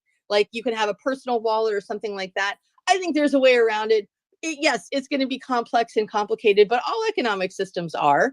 And I think if it's worth building, it's worth dealing with, some of this complexity and building a system that actually has, the ability for, police and stuff and school teachers and stuff to exist. If you have kids, you know how important teachers are. They take your kids away and somehow make them learn stuff, which is awesome. So I always want to pay teachers. But these are, I think it's an interesting system that I would be interested in kind of trying to kick around how exactly this might be able to function, simply because the value is so extreme. Like there's so much value in a system like that I think that it would be worth exploring, simply because the NEV, right? But it's really high. It's a really high value system. So anyway, but we're not in office or in power. We can't enact these things, but I do think that the value of it is extraordinary. So that's just my personal opinion. You'd run into a lot of issues regarding location based on transactions as well with your model crypto, because let's say I live in a state that doesn't have sales tax, or I live in Puerto Rico, which they only have a flat rate 4% tax based on income. You're going to have many issues where you're going to try to charge tax based on someone's purchase. Then you're tracking where they live. You're tracking where, there's a lot of privacy concerns with that. You have to monitor all that. That brings in a lot of issues there. The best thing that the U.S. government can do is make a flat rate tax for everyone, or every state make a flat rate tax, and then take away the federal tax, and then the states pay the federal government. So this, Puerto Rico flat rate tax, they pay some money to the federal government, right? But I don't pay. I live there more than 6 months of the year. I don't have to pay anything to the IRS. So there's a lot of checks and balances you have to go through with that. So interesting points. Stop pooping on my model, man. But stop showing weaknesses. What are you doing? No, it's true. That's a very good point. I mean, fundamentally, I think Zapdos has kind of touched on this. What is so the best argument for living in a world where everything is perfectly taxable is that taxes are good and everybody should be taxing, everybody should be getting fairly taxed. But I mean, there's obviously very strong arguments as to why we wouldn't want to live in a world where governments can automatically deduct all our taxes without the the citizen deciding whether or not taxes are owed in that situation. It kind of comes down to preserving people's right to protest against government, right? Because it gives them. I mean, we talk about mass surveillance and the power that governments are gaining from it. But imagine a world where they have the ability to instantly tax anyone anywhere when they think that they're owed that tax. If that's not ultimate tyranny, I don't know what is, right? Yeah, if they already harass people with the current system, imagine with what you're envisioning. So, I mean, what would be a better way of formulating the argument as to why, or what would be the best way to formulate an argument as to why it wouldn't be ethically correct, right for a government to have this ability to instantly tax anybody at will? Well, so governments do have that right, to be honest. But that is actually something that is, part of the tax and spend power, right? So as long as there's any rational justification that they, at least in the U.S., right, they have that ability to do that. And that is actually the number one cause of war, is to increase tax base. And which is but never to the point where they could, where all transactions are being perfectly monitored and taxes are just being assessed by a program, an algorithm that's just taking tax out as transactions happen. Well, so from the government perspective, the biggest cost that they have in tax is collection. And the biggest part of collection is actually figuring out attribution, like how much someone owes all the time. So there's always imperfect collection. And that means that they are not taking in the amount of taxes that they're owed. And so that is for state, local, and federal government. It's the same thing. They're always trying to figure out where the shortfalls are and how to get it from people. And it would actually, oddly, reduce the size of government if you had some sort of automated process. However, I am fundamentally opposed to the ability of the person with more power having any sort of automatic ability to assess anything against a person with less power, which is why I think the way credit reporting is done is completely flawed. I don't think that it's the company that decides that you owe money and they get to automatically put it on there. And then you, as the person with no power who has to call 27 times, have to say, no, you're wrong. You have to take that off. It shouldn't be the individual's responsibility. It should be the business's responsibility to justify why it gets put on, not the individual's responsibility to take it off. Right. That is the same thing. Like, I don't want the government saying, like, we're taking this money, and then individuals who have far less power than a government have to go in and say, no, I want that money back. That is very, very difficult. So I'm fundamentally opposed to that kind of an argument, although, you know, I see the government perspective of like, people aren't paying. What do? People aren't paying. We end up in debt all the time because we have an amount that we're supposed to collect and we can't collect it because people don't pay. But at the end of the day, you know, weighing the difference between having a fully funded government that has, you know, the ability to, you know, theoretically do more in society versus an individual's rights to protect their own assets. I mean, I'm in this community. Of course, I come out on like, I think it's better to have for individuals to have their rights and have an underfunded system than, you know, than erode personal rights. I just think that there's some middle ground. But I don't think that more money is good. Like, I think the government already has too much money. I mean, for example, the Afghanistan war cost like 20 trillion and they achieved nothing. And they killed lots of innocent people. And like, I mean, even on the last day of the invasion, they used the drone to bomb some random people that were just aid workers, basically. And I mean, I think the government needs to explain clearly why it's legitimate to charge all this tax, to do all this crazy stuff that doesn't work. So maybe we should just try a new system that works better, where not like some large entity collects all kind of money, grows bigger and bigger, and then fails at everything. Remember, payroll taxes was only made in World War II specifically for the war effort, and it was supposed to be temporary. Now it's, you know, permanent for some reason. All taxes start off as temporary.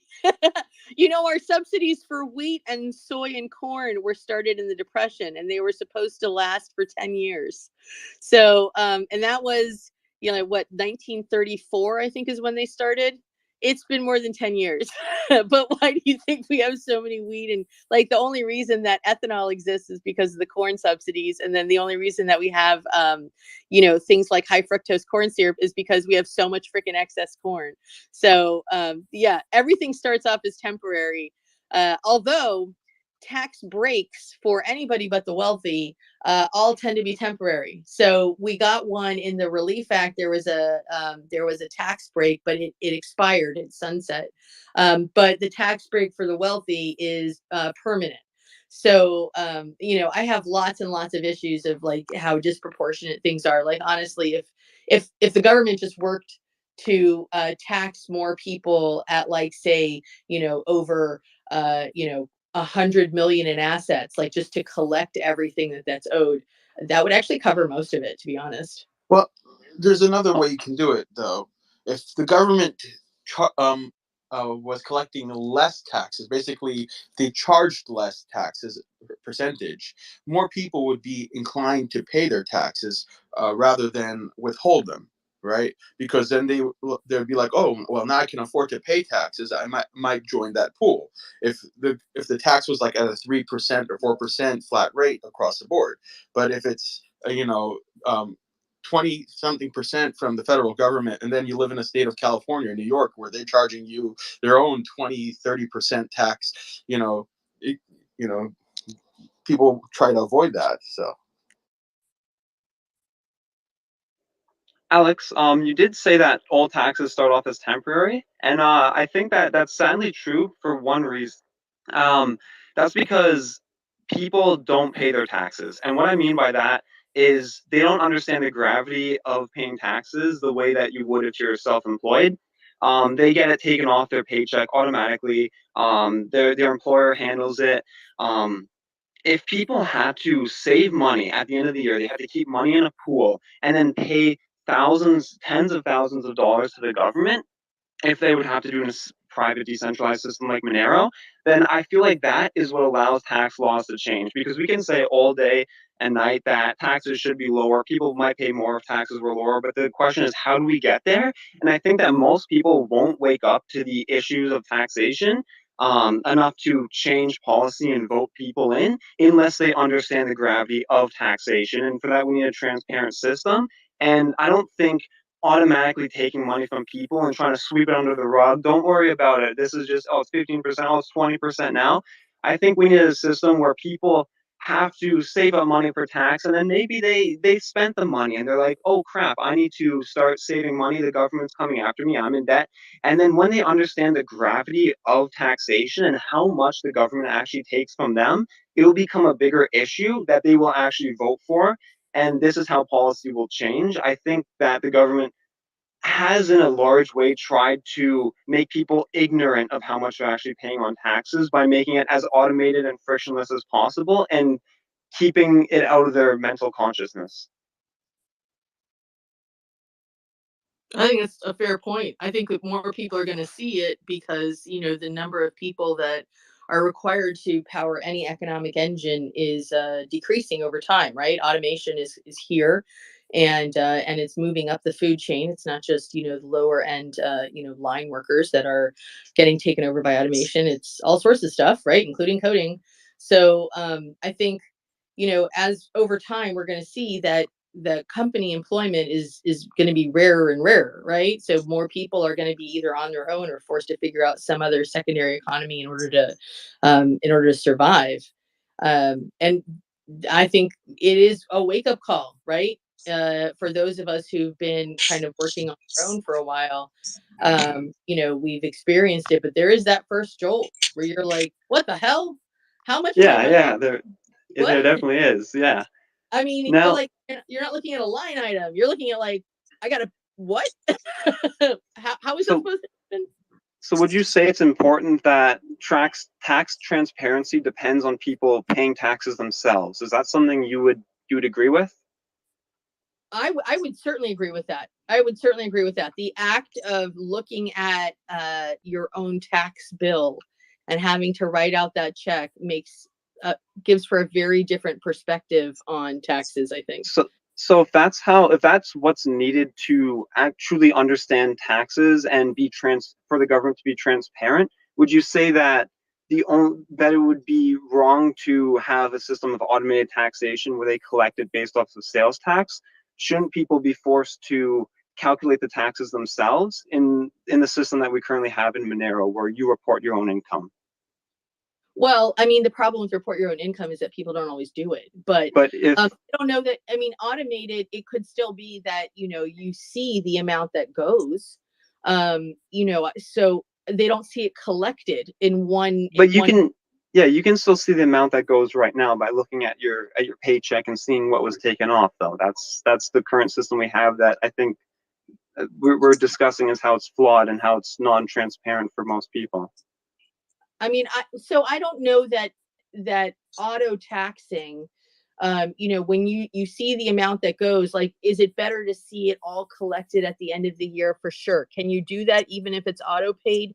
Yes. Are people likely to look at it as much if they don't have to physically write out, you know, a check or send money or something like that, as opposed to just saying, you know, like right now, how much do we actually look at the tax on a receipt where it's available? You can look at it, but the tax is, you know, it's listed on the receipt. How much do we really consider how much of our purchases go to tax? We consider it very little, I think. You know, I don't know, honestly. Is it a bad idea to auto tax? I don't know. I think yeah. Sorry, go ahead. Go ahead.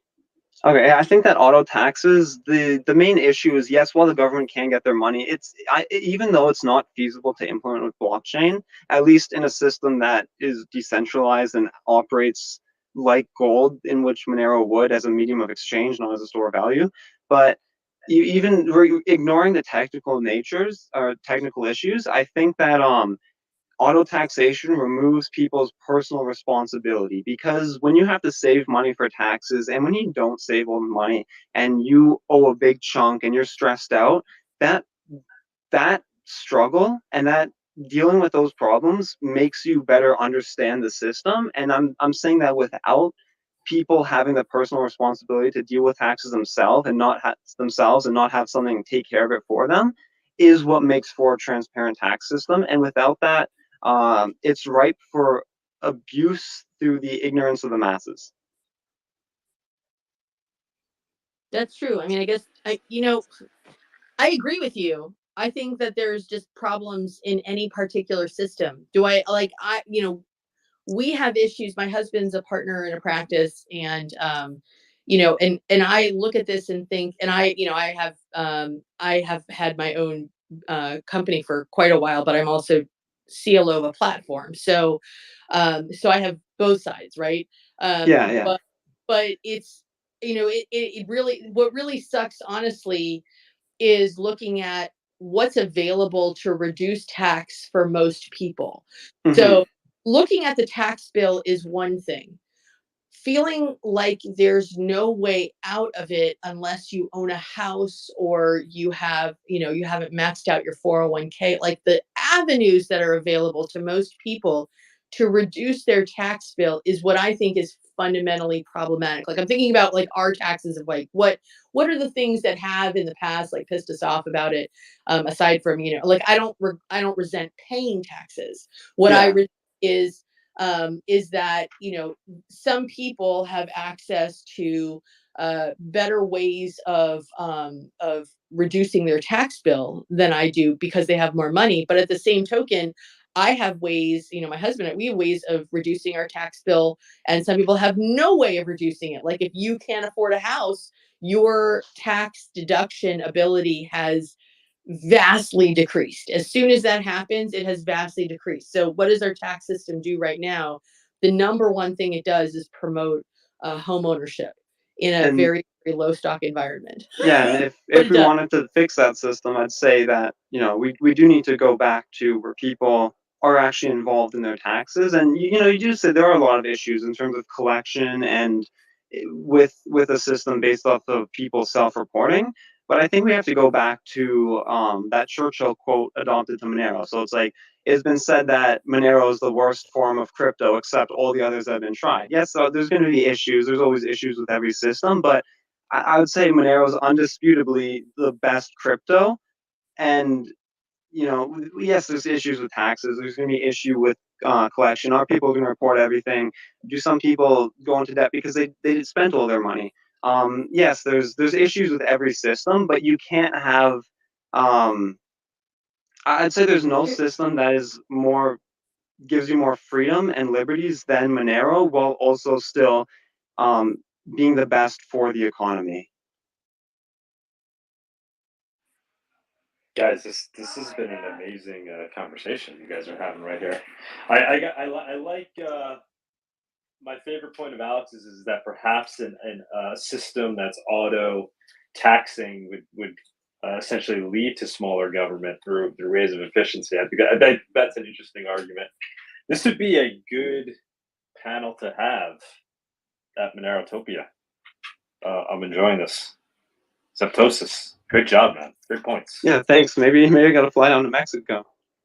Definitely have to fly down to Mexico. We'll get you down there. Okay. I'd love to do I think it's I think it's awesome. I think that this is like a great.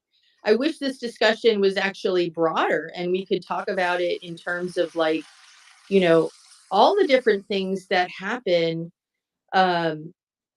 like what impacts the amount of money people have, and what things can crypto fix, what things can't it fix, what can even be fixed. Maybe some things can't be fixed, but this kind of economic discussion, I think, is what is most likely to power real change, because people can think about things in a different way and maybe come up with solutions that they wouldn't have thought of before. I think it's amazing. I think that these are great points. I think that, that I'm literally trying to come up with a model on the fly. It doesn't work, clearly.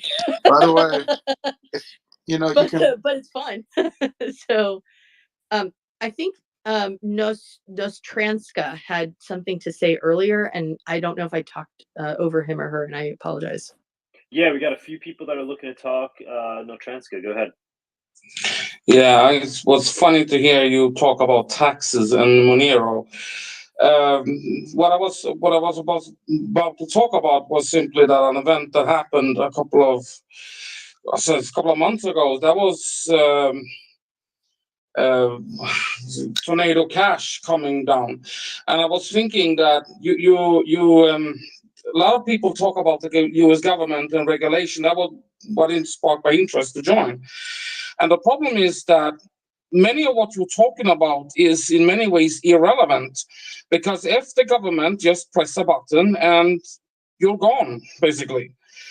And what are you going to do? The problem today, I'm a little bit a part of, you know, the Bitcoin Cash community, more so than Monero, but you stand in, they have the same problem fundamentally at some point. And Monero, when we talk about, you talk about taxes, what you really are talking about is not Monero in itself. You talk about fiat currency, which is where the value, unfortunately, of all cryptos derived from. And all cryptos today, really, is going to be reliant of CBDCs, which has already now been tested. At some point, you will come to the conclusion that I have, that crypto in itself, for most of it, has no value in itself. BCH is probably, and I'm going to talk a little bit, it's the closest because they are building, you know, economical systems now with ATMs and stuff like that. And you are having bigger problems thinking of relying on the American state and talking about taxes. What are you going to do if the American government says, Monero, bye-bye, press a button, as they did with the Tornado Cash? What are you going to do? Nothing really. Nothing happened afterwards. More than one dude got arrested. They showed no evidence of it. They just said that, oh, some North Korean hacker did this, this, and this, and that was the end of it. So I think that crypto of today should actually start to see a life without fiat currency and without the American state or the Western at all. Because the problem is that they do not want you. And at some point, the bigger you get, the more influences you're going to have. At some point, they're going to just press the damn button and say, no, you can't use this, and be gone. That has already started with Monero, and it will get worse, and it will happen to Bitcoin Cash, and it will happen to all of them. And questioning about taxes, I would go more into how you're going to answer the problems you're going to face, and that is, what happens when they try to nuke you? That is inevitable, it's going to happen. That would be a much more interesting way of seeing it. Taxes and crypto, not really something that I would talk about. I'm sorry to say it, it was an interesting talk, but I find it a little bit irrelevant in many ways. Yeah, I mean, you know, we talk all day about how Monero is unstoppable, and you know, we have those conversations all the time. I think it's well worth a discussion about the practicality of things, and you know, what a Monero world looks like in balance with, you know, the government as it currently stands. So I don't think it's a waste of time by any means, but totally hear your points, man. I think most people in this room would tend to agree with you, myself included. We're here to build unstoppable tech. We're not really concerned about what governments think about it. They're going to have to learn to work with it. But I think it's a great conversation to have. Yeah. Thank you. I want to really thank Alex for coming on. This has been like a really good Monero talk. That's been super awesome. Just to get like a perspective from someone who's like really knows a lot about regulation and has been in that space. I especially like the tax discussion. That was awesome. As well as I wanted to mention that inflation in itself is like a pretty optimal form of tax for a government. You know, if there really was only one government and we sort of trusted them decently, they could just implement like an inflation tax, say like 10% a year, and like that's how they would pay everything. Would just be you know, equal. It's super easy to enforce, but very low cost to enforce as well. You know, you're just collecting 10% from everyone per year, and then you're just printing whatever 10% of your money, and then that's what your government gets for free to go spend on stuff. But they have to take it to the market, so the market itself has some pushback, and they can be like, oh, you know, we don't think the government's doing a good job, so we're going to require more money from the government. You know, I'm saying I'm a contractor that I work for the government, and I say I don't approve you guys anymore. I could just charge them more money than I did last year. You know. Anyway, something to think about. Good points. Guys, anybody else have any final points? I think we're going to wrap it up. I think Alex needs to get going soon.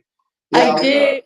I do. I got a phone call, so I missed whatever it was before GMS, but it was very nice that. Thank you for the very kind statement. I appreciate it. Yeah, I was gonna just say to Alex, an auto tax system. Well, you say the government might like the entity might get smaller or might decrease in size, but I would think just the opposite. Based on history, when the government has something easygoing, they're like, oh well, this was so easy, let's increase it, right? And let's increase in size. That's how it's been in the past. It hasn't, it hasn't changed. You're still pooping on my model, man. No, but I mean, it is true. So both facts could be true, right? So it is true that the majority of like the more local you go, the more it's true that the majority of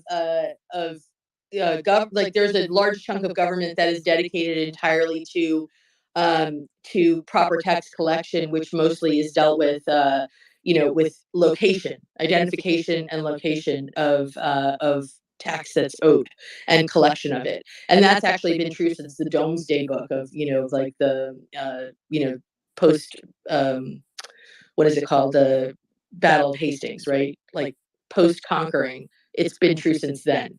That is the majority of government has been maintenance of the treasury. So, so if we can eliminate some of that, it is reasonable to expect that the government would reduce simply because that work wouldn't be required. On the other hand, people in power like power, and we'd actually have a much better place.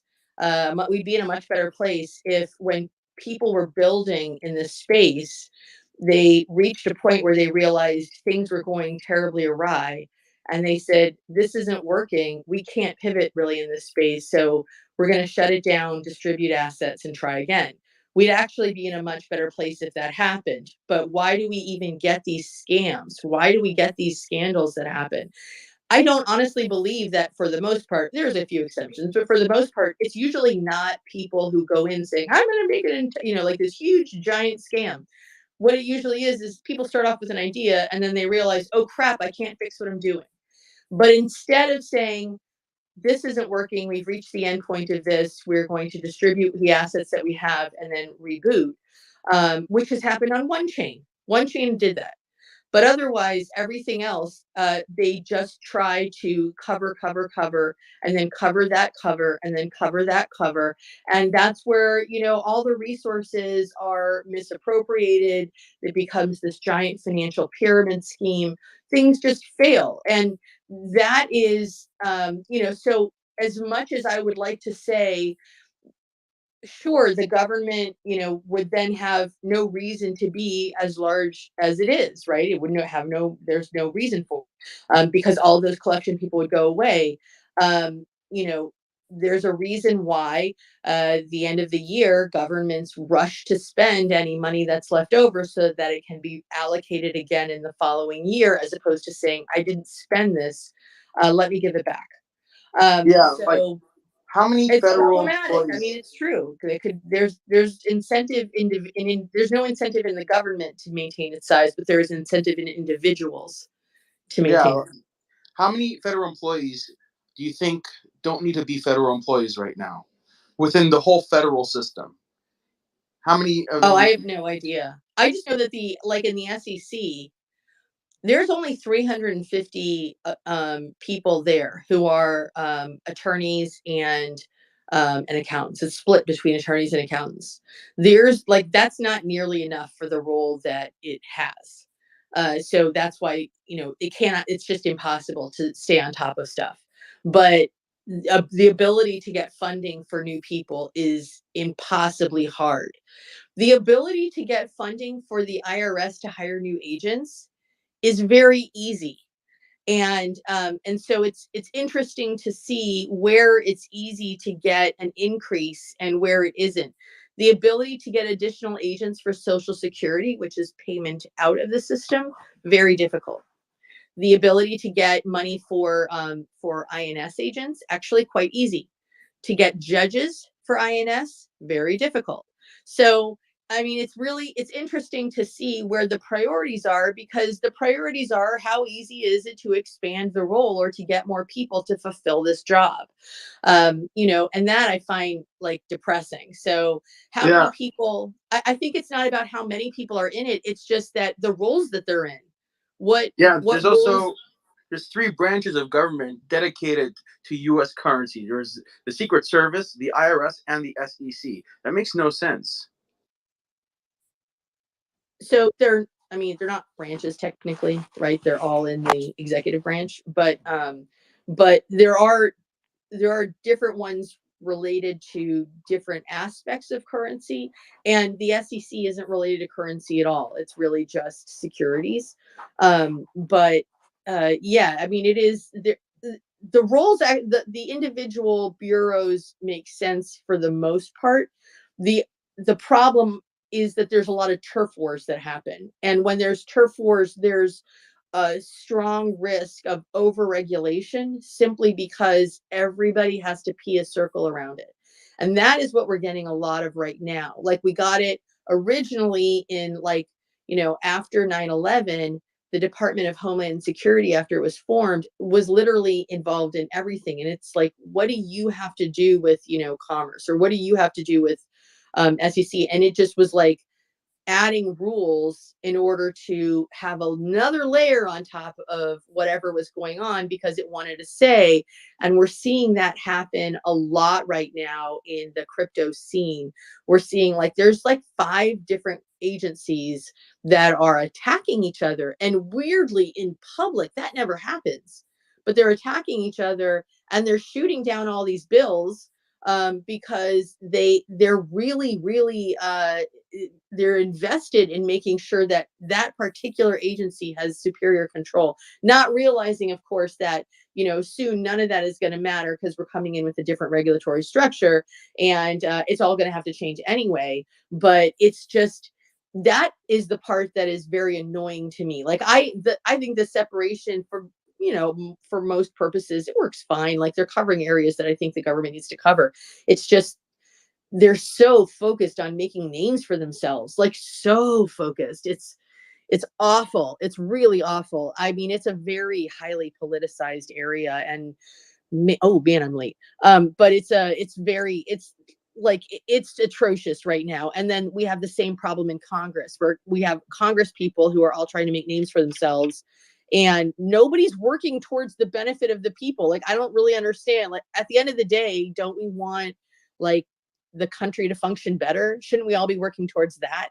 But no, everybody's like got their little piece of the pie that they're like determined to hold on to and make it grow. It's not pleasant. Yeah. I think you're right that government, with all the agencies, government is very much incentivized to increase its power just because that's human nature. These people, they want to be the star of, I guess, the regulatory show. So I think that's just one of the incentives of government. And because that, we need to check in, we need a system that naturally balances that. And I heard an interesting take from Seth for Privacy's podcast. It was a guest a while back. I don't remember his name, but he said, in the same way that the Second Amendment is protection against government tyranny, I guess, like tyranny in terms political tyranny, financial privacy would be protection against financial tyranny from government. And Doug, one of your previous guests, just the last podcast, I think, Nick Watts, you mentioned he has a book on Taxation is Slavery, the Biblical Case for Libertarian Politics. And I very much want to read that. I just want to re-mention, it looks like a very interesting book from one of the previous speakers on the show. I actually have to take off. I'm a little bit late. Sorry, I don't mean to interrupt, but I'm going to take off. Alex, thank you so much. Hope to be in touch. I'm going to send you a DM. Maybe we could get you down to Mexico City for Monerotopia. Would love to have you participate in some way. Sounds awesome. I would love to. You guys have been amazing. I think that this is an amazing group. You guys are like informed and active and interested, and I love it. I mean, honestly, you can't really ask for a better community. So great job, you guys. Like, great. It's great. It's really super great. So incredibly fun discussion. So, and you guys were so patient with my kid. Thank you so much. I appreciate that. That would feel bad. You feel bad for your child over there. She's okay. She was just one of those days. She couldn't find one of her sweaters, and it was just driving her crazy. It was her purple elf sweater. If you guys heard about that, like it was just because it has a hood. Whatever. Anyway, you guys have been wonderful, and hopefully we'll do this again. And Douglas, thank you so much for inviting me. I appreciate it. You guys are amazing. Zaptosis, I mean, loved the discussion. Fantastic. Greatly appreciated. Zaptosis, thank you so much, man. You too, man. Send me a DM. We can try to get you down to Mexico City. If you want to tweet out that book from the guest that was mentioning it last week, please do. I'll retweet it so people can see what you're talking about. I forgot about that as well. I'd like to take a closer look at that. Guys, just a final reminder, we do this show every week. It's a live show, Monerotopia. Traditionally, we were doing it on YouTube. But now we're also simultaneously doing it here on Twitter Spaces. So please tune in every week. More people that tune in, the more people we get to come on and notice how amazing the Monero community is, like our guest said today. So thanks everybody. Every week, 11 a.m. New York City time. See you then, guys. Ciao. Thank you. Have a good day. Thank you, guys. Bye. Thanks. Thank you for joining us on this week's Monerotopia episode. We stream live shows every Saturday at 11 a.m. Eastern. You can find and subscribe to our show on YouTube and Odyssey, or listen to the podcast on iTunes, Spotify, or Stitcher. Don't forget to follow us on Twitter or join us in the Monerotopia Telegram group. See you all next week.